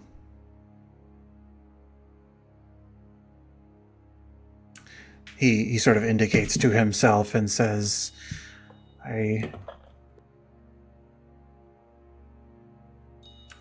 the individual who took this form had made his way up there, and so I took his form as a means to investigate this place, but there is nothing up there that you need to be worried about. Thank you. I'll just put it back in the pocket. Yeah, but he does say, he's sort of indicating to Neptus, says, a prince is always welcome to visit one of Ard's chambers.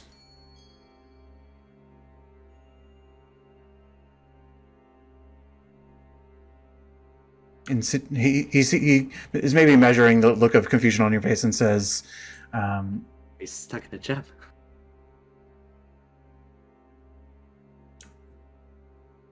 should you ever wish to travel within my domain, and he's sort of indicating to the earth around you, he says,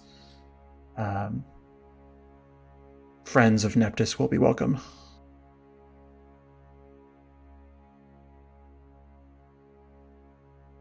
Well, that's really appreciated. Thank you. Just trying to do what's best for him. You seem familiar with Neptus. Do you know Neptus? No. But your friend holds a heart of a prince, which would grant him entry so long as that heart sticks with him. Okay, so you are not aware of what Neptus's full name might be. He shakes his head. All right. Well, Thank you for asking. You've been able to restore all 12 of the lights. The sense that you get is that the stasis mode has been restored. Like, this is the default setting almost. Like, I'm sort of expediting a little bit. When somebody goes to check out the bottom floor, there is no sphere that has 12 blue orbs around it.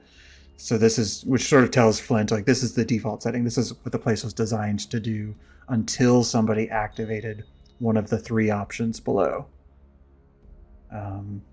which has sort of been explained to you as, or that I think you've been able to put together. One, which would free Lutum in his current state. Two, that would somehow elevate him but has been broken. And three, that would send a beacon or some kind of long distance communication to somebody else.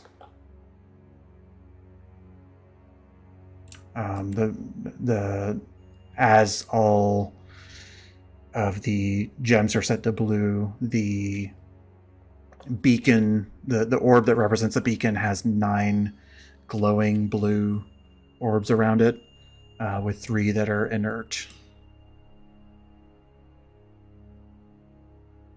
Does the middle have anything?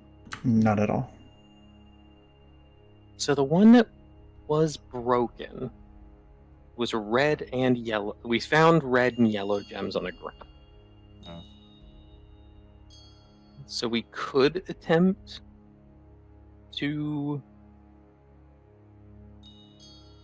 figure out what the right combo of red and yellow gems are. I think as long as we didn't have any blue gems, we don't risk accidentally shattering it, because the shattering takes 6 yellow, 3 blue, and 3 red. So as long as we just change everything over to red right now or something, and then just start turning on yellows until we figure out, based on what's on the bottom floor, what the right pattern is or something, we could potentially do whatever that one is. We still don't know, though. We could go down and touch that sphere some more to try to like have that vision and see if we can make that happen before it kills us. Maybe Adrairth could try? I haven't taken any damage. I can try. I can heal you if you get hurt. Hey, Everyone because I psychically wounded. It's a great time. well, My head is as much still as hurt. as much as I don't want to take more damage, I am reasonably healthy, and I think the best at probably dealing with the combo of wisdom and concentration checks. I'll be there to heal, but I guess I can also try too. Because I just wonder if whatever that one is, if it wouldn't fix this Earth elemental or something. I don't know. Let's go find out. All right. We'll try and take some more psychic damage. We're not going to navigate through I'm changing the screen one more time, but assuming that somebody goes upstairs to turn wheels, just let me know and I'll change things in here. But it sounds like Flint is going to touch the middle sphere again.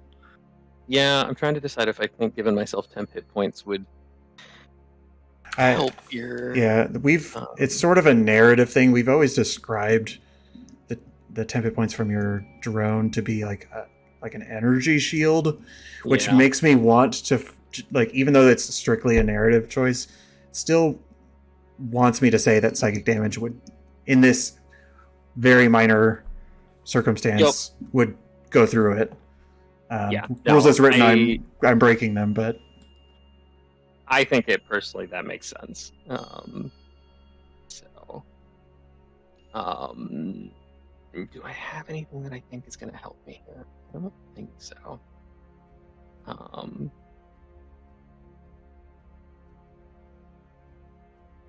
Yeah, I'll go ahead and touch it. I don't think I have anything that's going to make this any easier. Okay. You let the vision go through. Wisdom saving throw to determine how much damage you take, which you will take, and then concentration check to try to piece together things. Okay. So 19 on the wisdom save. Did you get wisdom with advantage there? You rolled it twice. Yes. I believe we said because I'm a gnome and this is magic. Oh yes, that's right. Yes, I forgot. Okay. And then concentration. I think that's what happened last time. Yeah. So you suffer 5 damage. You are able to stave off the worst of this effect, but your mind is just having a lot of difficulty plugging into this. And you cannot concentrate on the vision before you fall out of it. Is the type of thing that I can just continue to repeat over and over, or you don't? I mean, you yourself have to step back for like 5 minutes to shake it off, because you are hurting, but you can keep doing it. I'll look at Fine, I'm sure. Adrairth. I'll look at Adrairth and be like, if this is our only chance at figuring out how to save Ludum and restore him back, we are struggling to find out what the vision is that they're giving. If it's possible for you to dive in there and figure out what's going on, we would love your help. Trying to persuade him. Yeah, he's difficult to persuade in this circumstance, and the reason is, as he will respond, he says, "My duty is that of a watcher, not to render the judgment on Ludum. Fixing this is important because it being broken means that I've failed at my job. But Your chance of fixing it. and are you intending to use it?" If it's the right combination and the right thing to do, then yes. But if it's not the right thing we do, then we move on to the next step in the plan. We're just trying to figure out what this sphere does, what kind of vision it's showing us, before we attempt to move on in our plan of restoring Ludum back.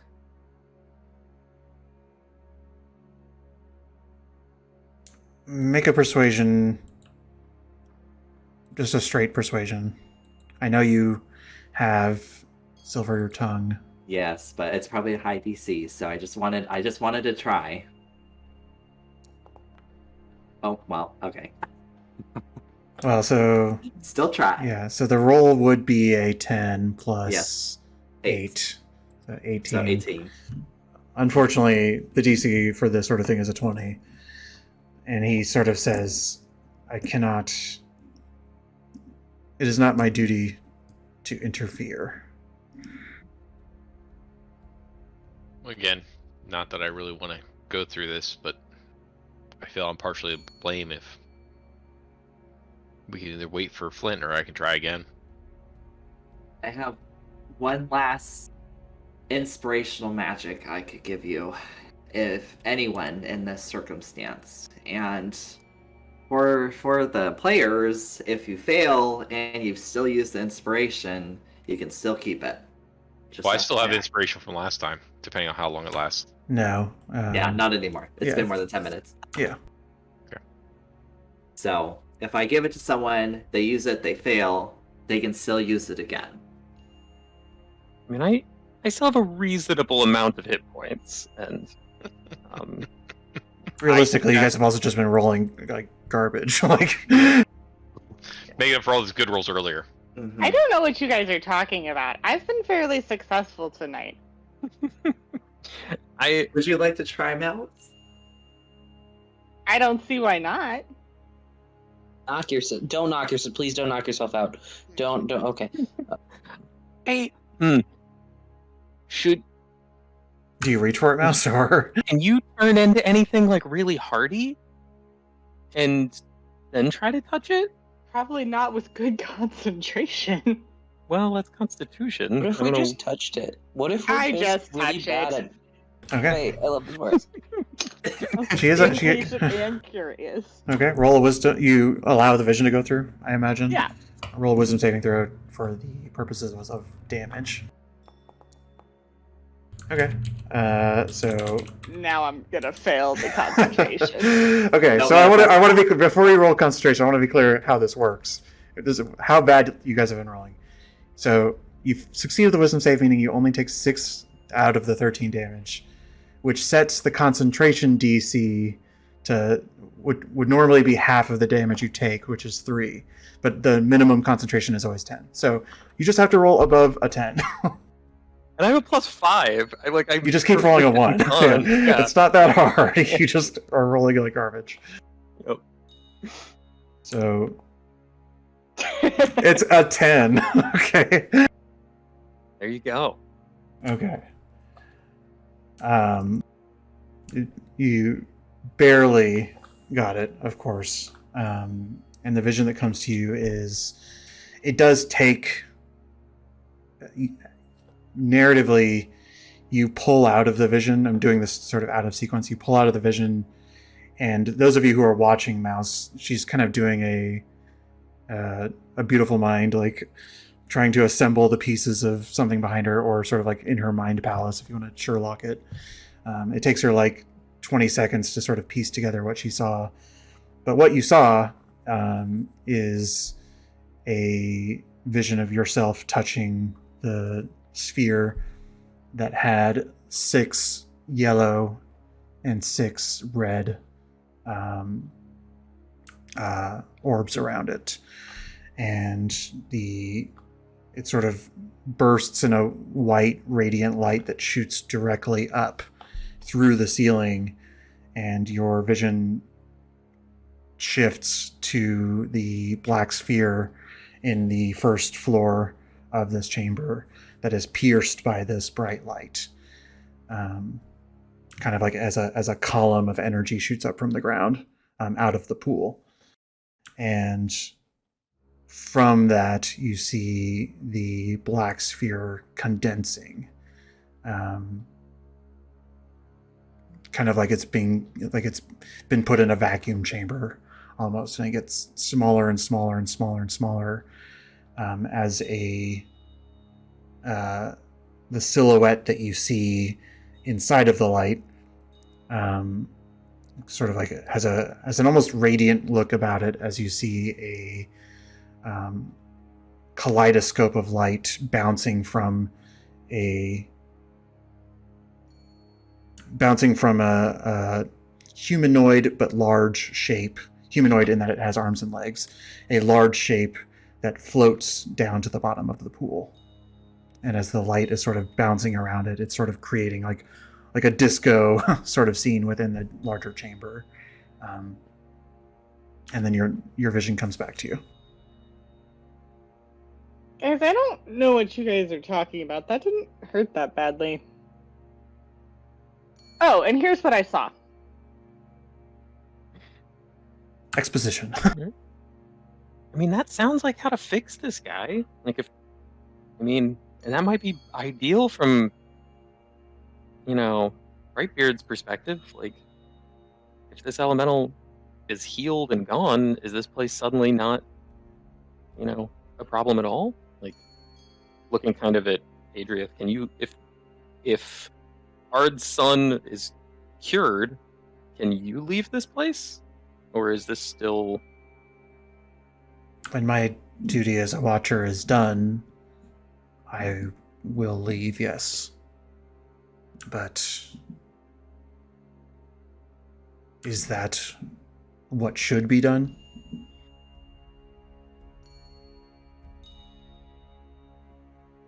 It is said that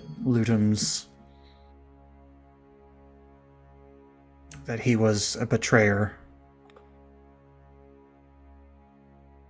This sounds like the way to cleanse him, I think?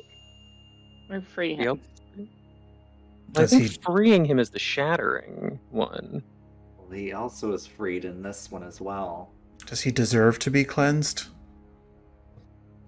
If you betray and through devices such as these, you wipe the slate clean, is that right?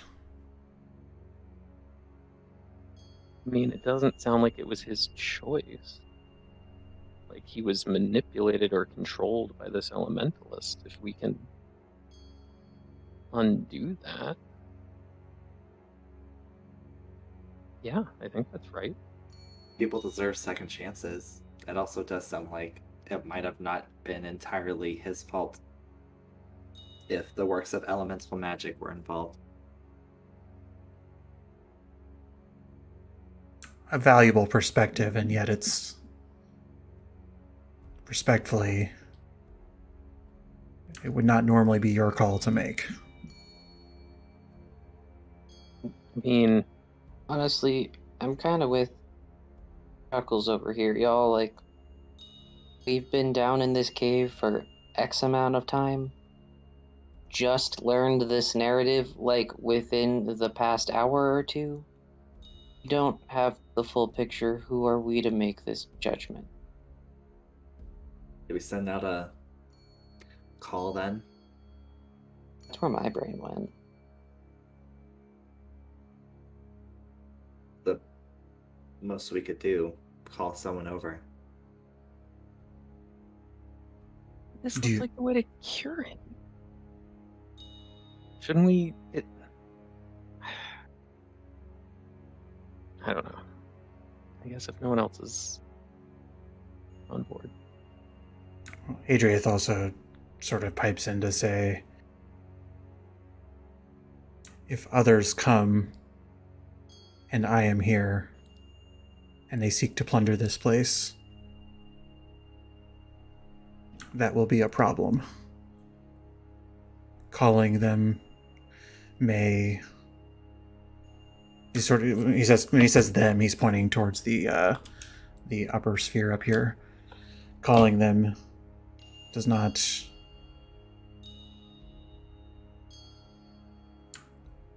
It may be some time before they render their judgment. They wouldn't just immediately show up. In an ideal world.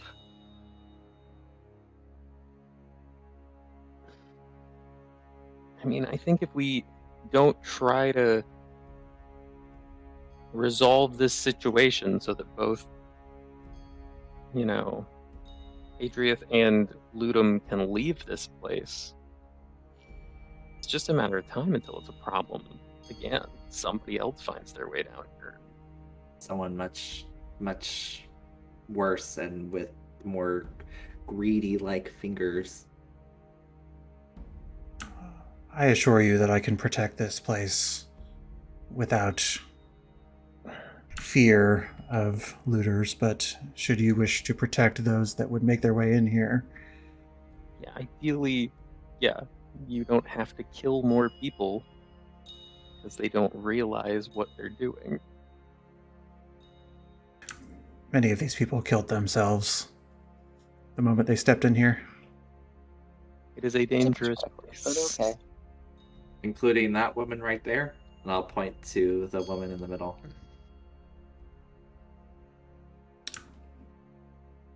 He doesn't respond. Yeah, that's what I thought. Cool.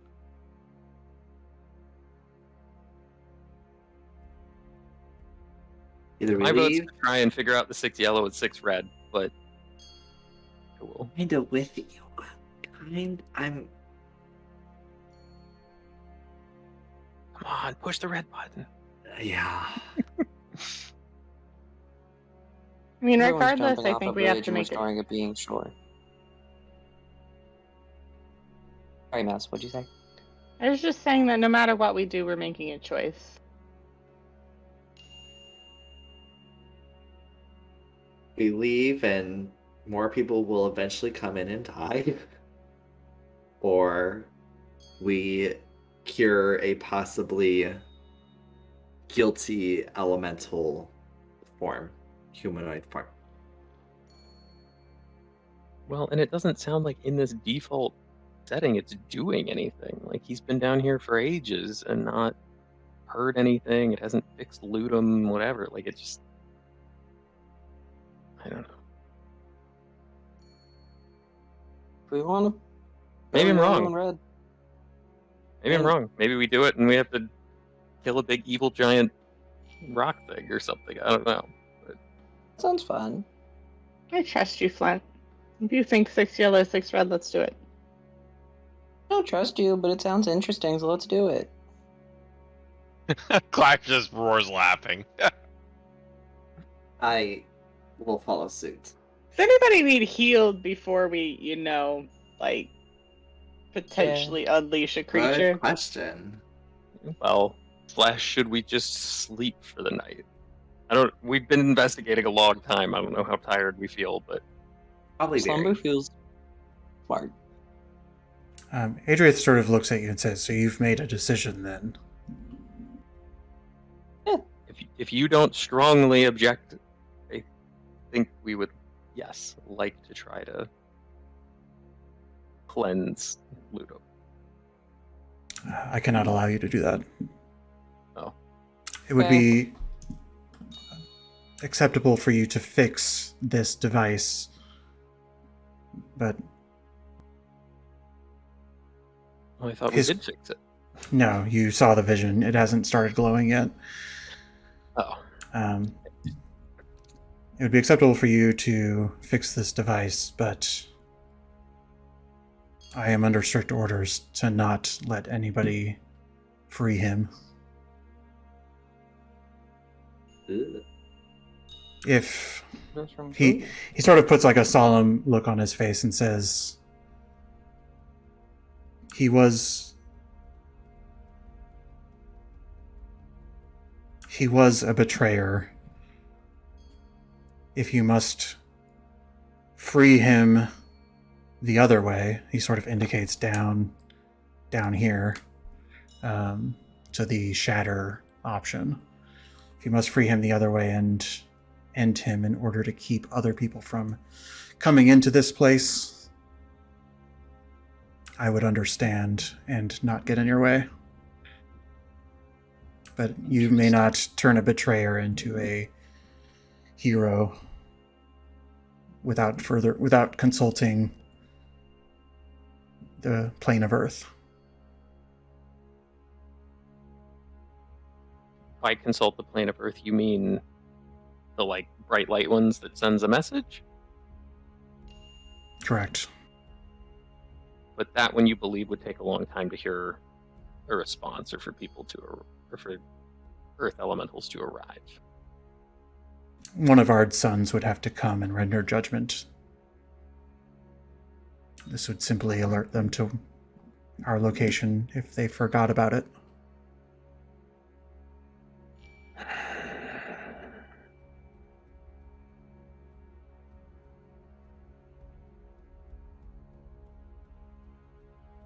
I mean, first things first, we gotta fix an orb.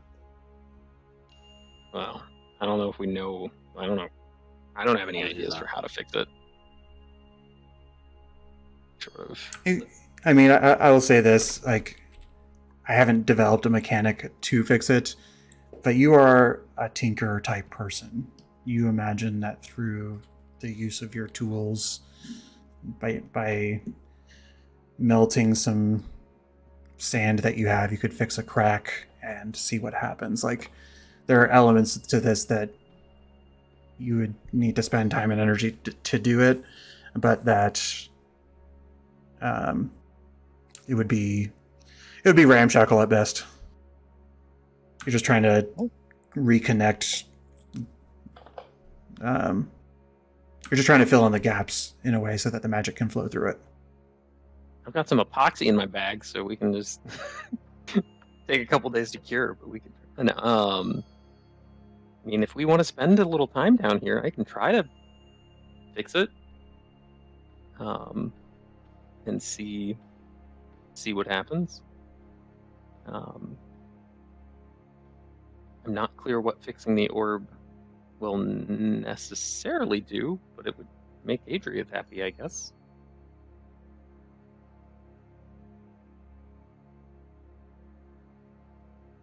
If you start working on the orb, I will for sure take a short rest because I think I get my bardic inspiration back. Yep. Yeah. You? Yeah, I would say you guys have been doing a lot of you've been quite active despite being kind of slow and methodical, but you could spend time down here taking a short rest. Do I think this is something that's going to take me a matter of like hours, days? I mean, how are you going to do it? I mean, I carry around a bag of holding with a ton of tools in it. I'm probably gonna try and set up and get some, like you said, some sand or something melted down. Something if this seems like a glass type of structure, or something that I think glass could. I'd say make an Arcana roll. This is not to do it. This is to assess your options. Yeah. I don't So know. if during the Like short rest, gem if dust. if anyone is healing, they get an extra 1d6 hit points as I just kind of play everyone a little soft tune. Okay. Flint, this is not a short rest for you, I will say. You're actively doing this. With an Arcana 24, yes, it's sort of all you need to do is to fill in the gaps with something translucent, which could be sort of molten glass. And then that would allow the energy to travel, for the vortex within the sphere to sort of continue rotating and traveling throughout. All right. It wouldn't be perfect, but it would be functional. I'll set up my tools and start trying to melt some glass down, and probably once I'm like good and ready, get Clax to help me with pouring and whatever else. Okay. Go ahead and roll me just a Tinker's Tools check, just to see how long it takes. It's not a pass or fail thing. It's got to be under features, maybe. Or just roll an intelligence check and keep it simple. Well, Oh, I was gonna say, do you want this to be an intelligence-based thing or a dexterity-based thing? I'd probably say, that's true. Probably a dexterity-based thing. Right, but I'm just gonna roll sleight of hand then, because Okay. I'm proficient and it's dex-based. Yeah. 15. Okay. So over the course of this short rest, by the time people have finished, you will have finished this as well. Right. I did not get my inspiration back. I don't know whether it's if it actually is true that short rest gives you bardic inspiration. I think it does. Currently looking to do that. Yeah, at a certain level it does. So I think I was gonna say, it sticks in the back of my head that it's eventually it does, and I'm not Okay, sure. so I might not remember just that be right. at that level yet.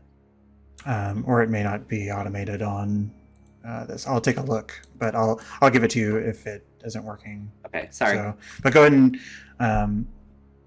and like, what are you talking about during your short rest as Flint is working on this? I think I'll ask Adrairth. Do you know who assigned you to be the watcher of this tomb? Oh, there you go. So yes, at level 5, you should have all of them back. And you can manually do that. If you click into your character sheet, there should be a Bardic Inspiration 1 out of 4. You can just put it back to 4 out of 4. Okay. Thanks, Mouse. Thank you. Adrairth sort of looks at you and says,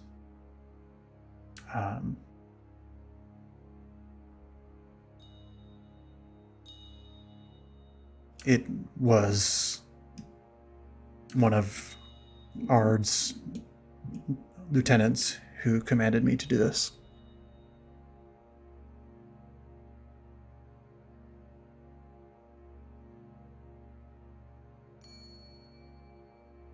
Must have been a really long time ago then. He nods.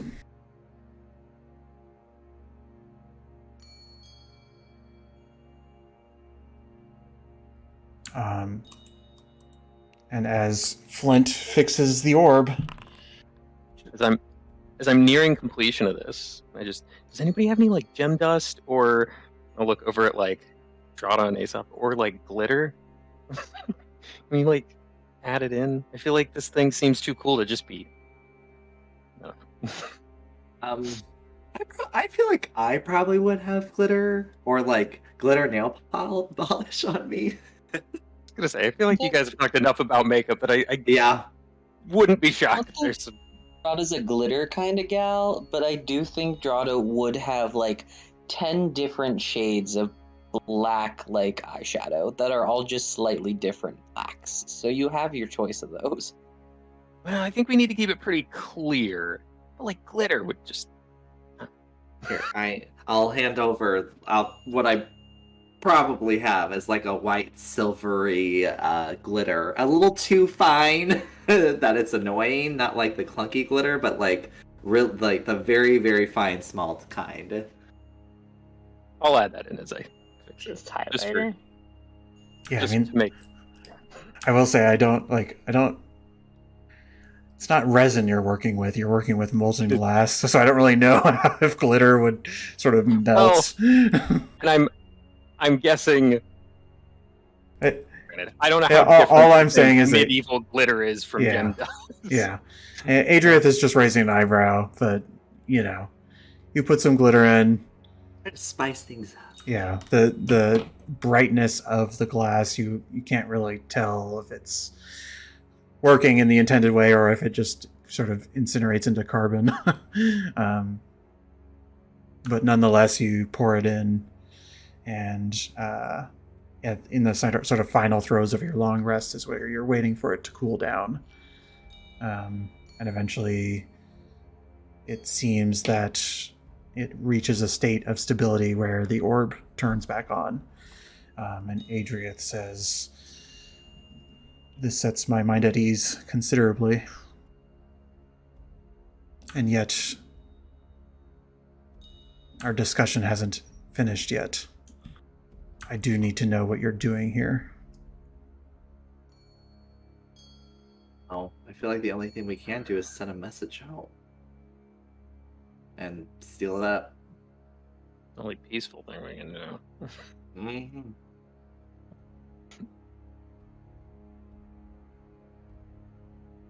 Yeah. Because I would like to just free it. So we send a message and then turn it back to the default. And try to just very much encourage Brightbeard to not send anybody else down here.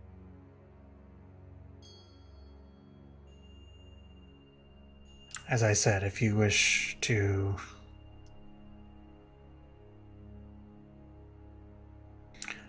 destroy Lutum, then I would leave this place.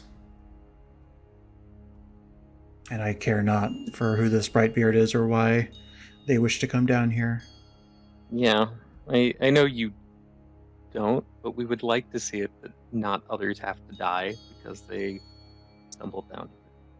That's what I'm saying. There, just on the off chance that I, as a DM, am not clear, I'm going to sort of explain out of character what he's sort of indicating. But should you choose to free the corrupted version of Lutum, he is saying that he would allow you to kill him without him interfering. He's willing to allow you to render that judgment because he is a betrayer. But if you were to elevate Lutum or to fix him, cleanse him, then he is not comfortable letting you do that because he's a betrayer, and that seems like giving somebody a pretty big pass on whatever transgressions they may have been a part of. Or you can send the message and see what happens, but he has indicated that will likely result in several things that you imagine are complicated, not just the length of time, but what does it mean for Ard's lieutenants to come to Horizon and come into the quarry and render judgment? Like, what kind of disruption would that create? It is a choice, and you're welcome to make any of them, but these are the choices that he is presenting to you. And based on his sort of posture throughout this conversation, I will say you are pretty certain he cannot be convinced to allow you to cleanse him. Unless you, like, at least not through talking. If you had some other means to convince him, then you could certainly try, but it's a pretty hard line for him at the moment.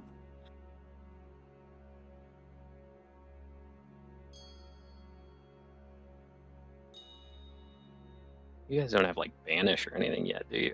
No, that's probably a 4th level spell.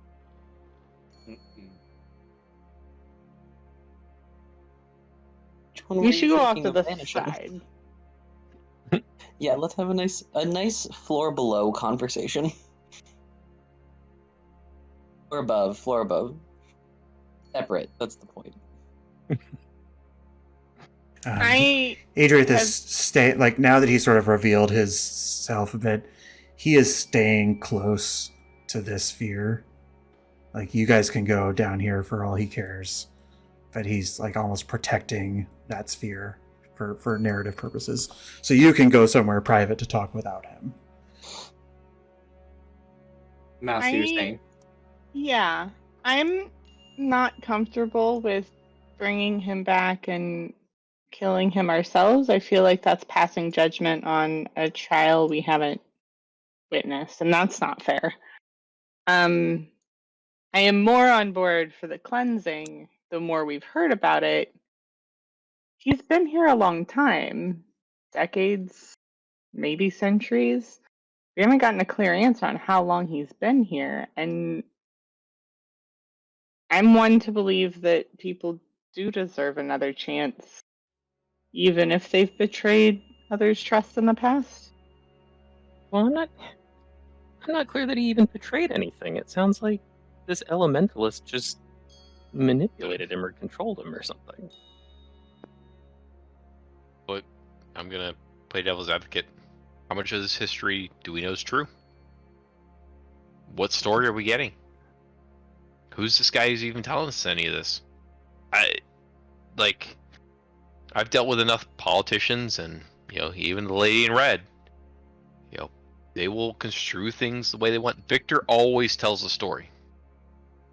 So was he the good guy and he's in prison, and if we set him free, the world will be great and right and fantastic? Possibly. Or is he the bad guy? And this guy's telling the truth. We don't know. We just don't know. But I've been with the Left Stars now long enough to know whatever you guys want to do, I'll support you. But I don't think any of us have any idea what we're really getting into.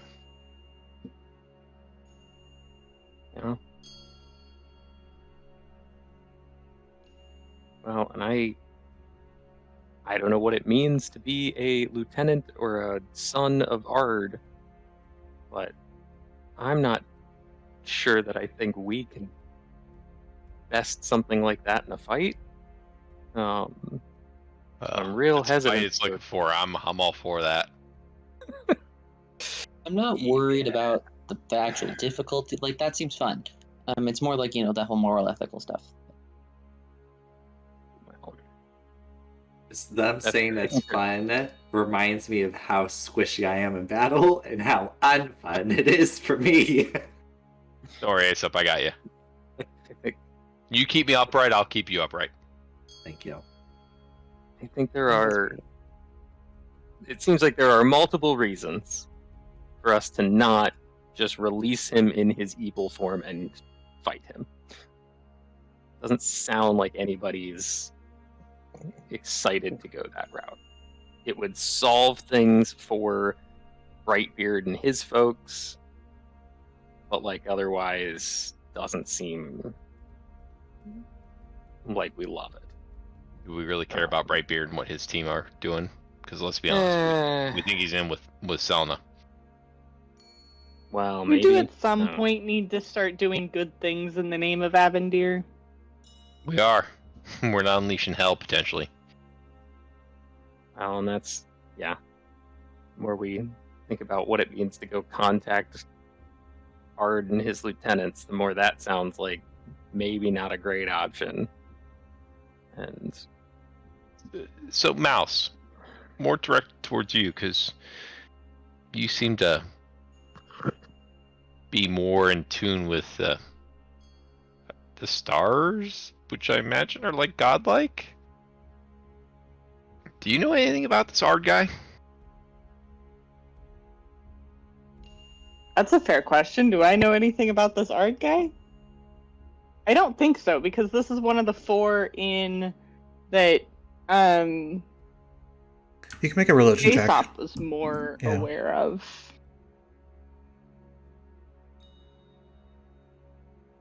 A niche thing on my mind for a religion check. No, Unfortunately, no. no.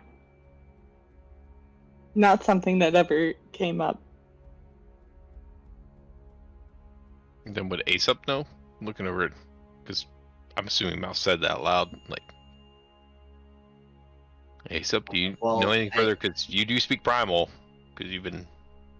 That is true. However, I mean, I haven't had direct dealings with an earth elemental besides ones either my parents talked about or either fought. I know Ard is the big shot of the earth elemental world, and he's one of the statues in Horizon.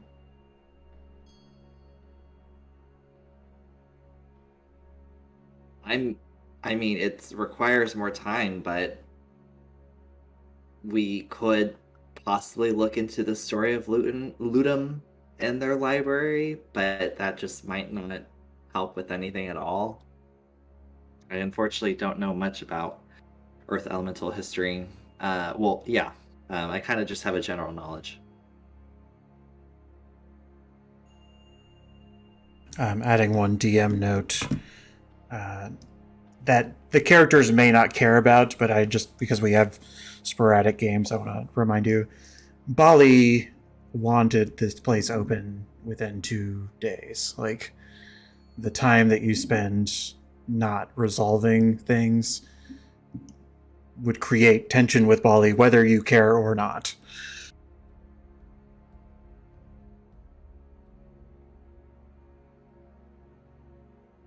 Does it make sense for us to, and Kevin, this might be a question for you too, are we getting to the point where we're getting tired, whether we can track the passage of hours or not?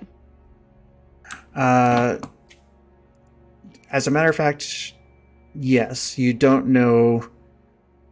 You're not into the realm of time that I've called for an exhaustion roll of any kind, but your guys' internal clock is definitely like might be your bedtime or past your bedtime. The amount of time you've spent sort of investigating this place so far. I don't think we do anything further tonight.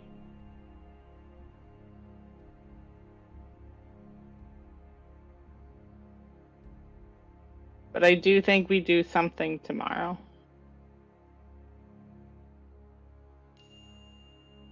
Literal sleep on it. I'm fine with that. Does anybody think they have anything they could prep tomorrow to be able to incapacitate Adrairth here long enough for us to try the yellow and red thing? Without, like, he's just doing his job. I don't want to, like, kill him to be able to do that. I'm going to assume that you are far enough away when you chose to choose a private spot. Our Genasi count as humanoids, right? Well, but I'm not sure what this guy is, but Yeah, he told me he took the guy's form, so I totally am not sure if he is humanoid. I would guess he's more likely some sort of elemental. Agreed. Okay, well... Who made the medicine check on the body down here before it exploded? I think it was Clax. I made a medicine check, but I think... That was the ash. Clax was the exploding one. Yeah, the exploding was me with help with Drada. Yeah. Those claw marks you saw do not ring true what you think an earth elemental like it you imagine earth elemental to be more of the bludgeoning nature, not the rending nature. We did ask him if he was an earth elemental, and he did say no. So So not to be Ron's hat person or anything along those lines, but just this whole situation just does not add up. There's something to this that just doesn't seem right. Is this a prison? More than likely. I believe that 100%, but thinking back to the orc there, you know, when was the last time you saw an earth elemental strike with any sharp object? I mean, there's plenty of. Well, I don't know how much Flint knows that. Well, I think, But I mean, there's. in this world, I'm making some assumptions on general knowledge. Would I be aware of any like creature and or being that elementals would have among their ranks in terms of like either soldiers and like in a battle or like in Yeah, a go ahead. Yeah, city? go ahead and give me a history check as you sort of recall some of your time. Not too Yeah. bad. Oh, great.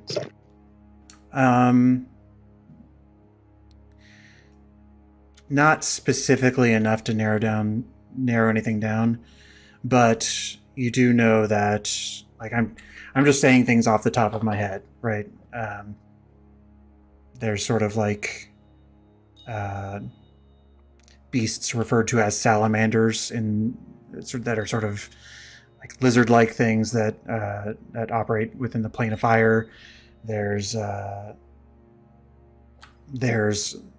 and plane of fire is where a lot of the conflict that you've been present has sort of been most active. Right.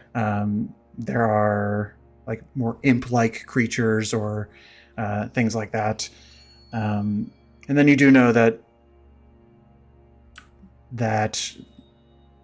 you know, it pings on you when you think about the Great Sky Dragon, this heroic quest that you've gotten, that it's sort of like made of air.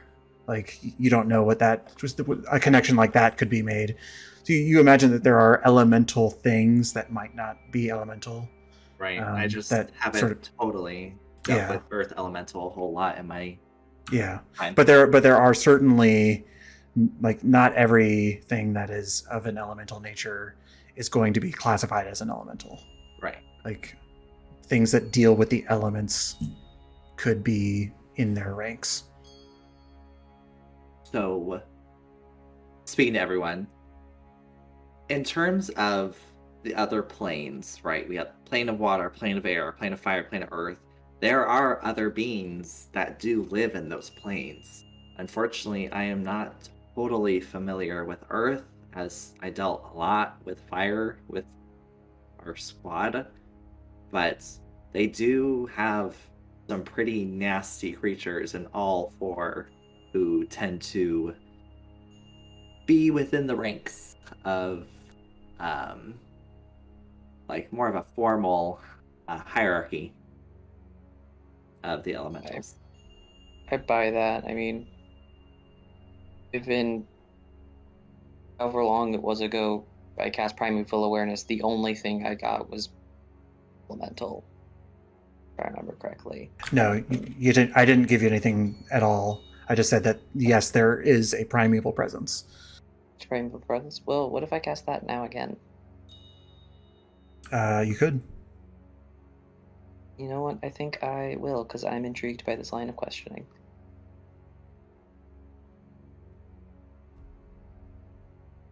So I figured, there it is. So, rules as written, within 1 mile of you, I just say yes or no. But I will say, in the proximity to Adrairth that you are now, it is clear to you that he is one of those things. Helpful. Yeah, he is primeval in nature. The hold person ain't gonna work. I will tell you, it's almost it's almost like he's two of those things. Oh, that's not fun. No. He did say he, like, took the body. Mm-hmm. I kind of let it go because I didn't want to jump on that, but I was like, that's really weird. I'm assuming. Are you guys at this point? You've been talking privately long enough, and you've sort of declared that you would take a long rest. Are you sort of setting up a little camp down here? Yeah, I think so. There's We're only camping down here? I mean, we can camp on whatever floor we want, but there's only one floor above us, so I guess we don't have to deal with 2 floors if we're anywhere. At least we're not on the floor with the big monster thing upstairs. That's very good. true. Don't imagine an earth elemental will have a whole lot of problem coming down here if it wants to.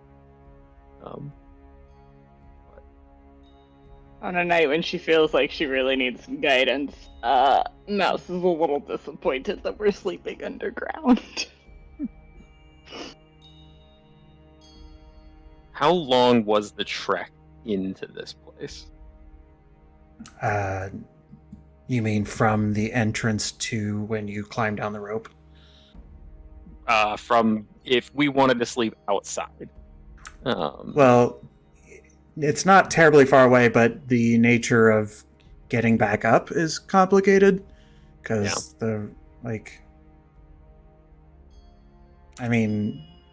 it was a pretty steep drop, and Dorado's rope is the only thing that really made it hurt less.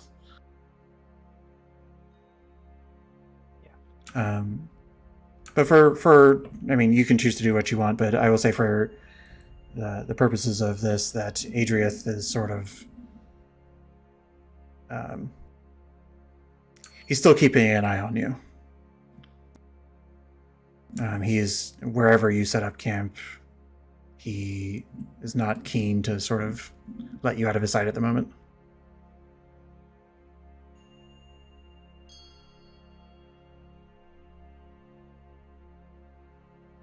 Probably keep watches just in case. I don't want whatever this guy is killing us in our sleep. Oh, absolutely. And I'll take the middle of the night watch. I'll take first. Okay. Take last. Flint and Mouse, which watch do you want? I'll go with ASAP. I will join Clax because he cannot see in the dark. Although that is, it's fine. So am I correct? It's Mouse, Aesop, then Clax, Flint, then Drada alone. Okay. You guys go ahead and make yourself comfortable. Adrairth is sitting on the perimeter of all of this, and sort of he's within earshot if you're talking at a normal volume, but he's not like intruding on your space. But you all settle down, and we'll go ahead and do the watches, and then we'll probably call it a night. But Mouse and Aesop, if you want to go ahead, and feel free to talk about anything you want to. Are we rolling or no? You may roll perception if you'd like.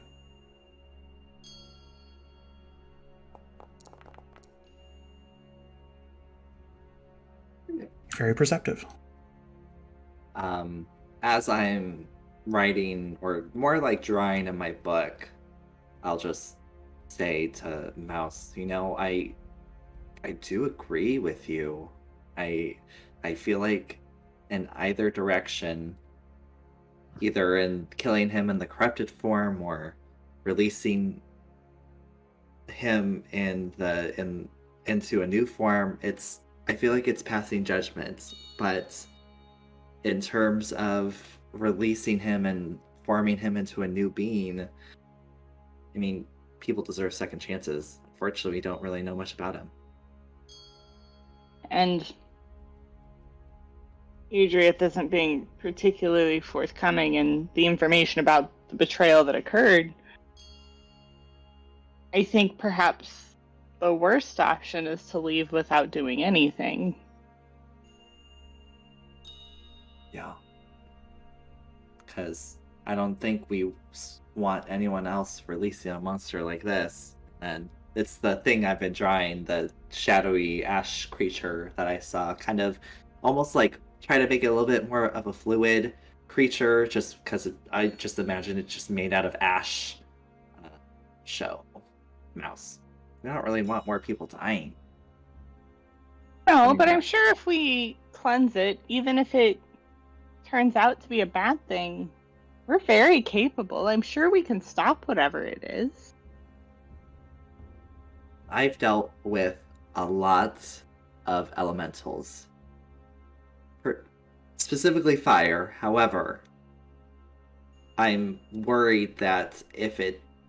also worried that if we do release him when in a new state and he turns out to be bad, that the fact that he's one of Ard's sons just kind of tells me that he's very strong.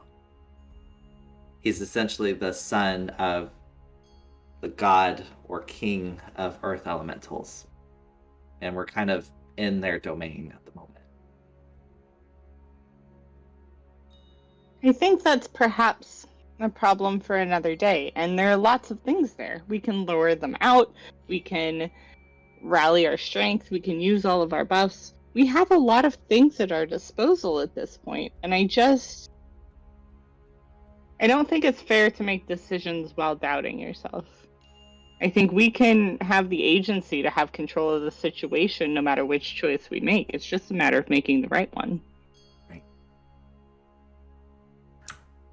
With your perception checks, you see that Adrairth is approaching. Not that you spoke too loud and he seems to be bolting up or anything, but he just sort of sees that you guys are awake and talking, and he sort of says, "May I?" Like, sort of gesturing towards the ground that you guys are sitting on. Of course. Don't you need to rest? I will be fine. What is this island you spoke of? I'm curious. My island? Sure. An island? I mean, we're on an island. I don't understand. We're beneath the stone. Yeah, and beneath the stone is eventually the sky. He raises his eyebrows. The sky? Essentially, what we're on currently, what this ground is surrounded by, is just a giant piece of earth floating in air. And right now we're kind of in the middle of that earth. You say the word air and his eyes furrow, as if you've upset him. I don't understand.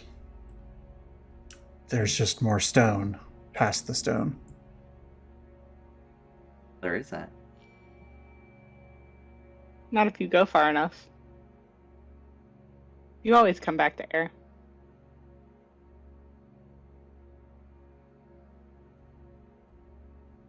And what is the sky? Where The I'm sky from, is- there is no sky. Or stone, or anything beyond the stone. The sky is what's above and between the islands and presumably below the islands. It's the air in between. It's the space. What do you do in the sky? You can fly through it, so you can kind of travel across and use the air to travel between the islands, which are just the giant pieces of earth that's floating around. Apparently there's a big, great air dragon somewhere out there that's calling it its home. He kind of snorts. Right. Would you like to go outside and see the sky? Maybe when all this is said and done. If you... if what you're saying is true. How far is it? How long did it take us to get here? Like 10 minutes. Yeah. It's a bit of a climb, but it's not far at all. It's actually really pretty at night too, as Mouse would also probably agree with. Night? Night, the sun, the lights go out, and the stars come out, and you can see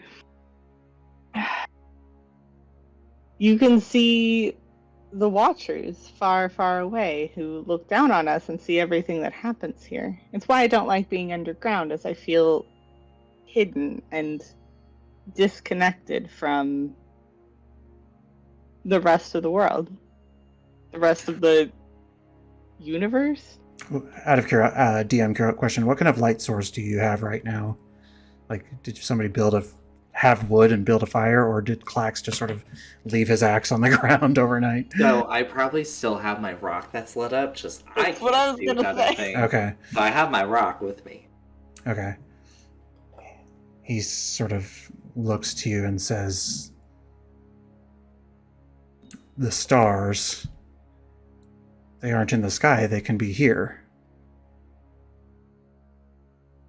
He sort of looks over to Aesop and says, may I? Reaching for the stone that has the light spell cast on it. Yeah, sure. Hand it over. He takes it, and within his cloak, he pulls out a cluster of, almost like a bismuth crystal structure.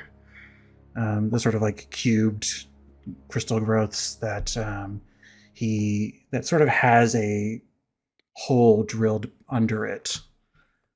Like it's sort of flat on the bottom, and then he's drilled a hole into it, kind of like a lamp, and he puts it over the rock. And coming out of this crystal structure is a kaleidoscope of what appears to be stars on the ceiling. And he says, the sky is here. Where else could it be? Roll a perception check, Mouse. And I'm just like, that is freaking cool. Like, okay. Perception check. Not terrible, not amazing. You recognize some of them, but not all of them. There's some... It's almost like another star system is overlapped with what's on your star map. Like there are stars here that are definitely constellations that you are definitely familiar with, but other constellations right next to them that definitely aren't. Or not you wouldn't even know if they're constellations because there's no lines connecting them, but they're just stars that are surrounding constellations that you know that don't belong there, or wouldn't normally belong there. I would both unfurl my star map as well as my cartographer's kit and start trying to map the stars I don't know. Just taking notes. Mouse is in complete awe that you could present the stars down here, the ones she does know, that they can live underground, but also that there are things she hasn't seen before. If you don't mind me asking, is the bismuth stone something you created? Yes. You could say Why? that. I like the way it looks.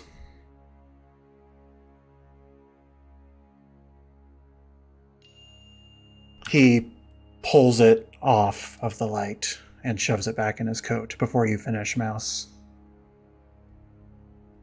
It's magnificent.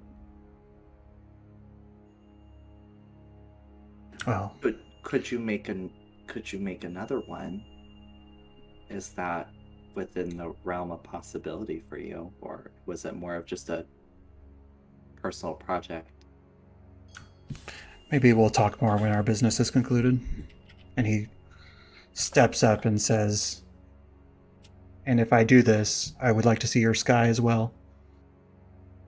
I'd be happy to show you. And he trundles off back to protector mode at the center sphere.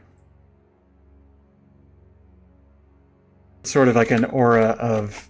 There's still tension in the way he says it, though. It's almost like he's bargaining.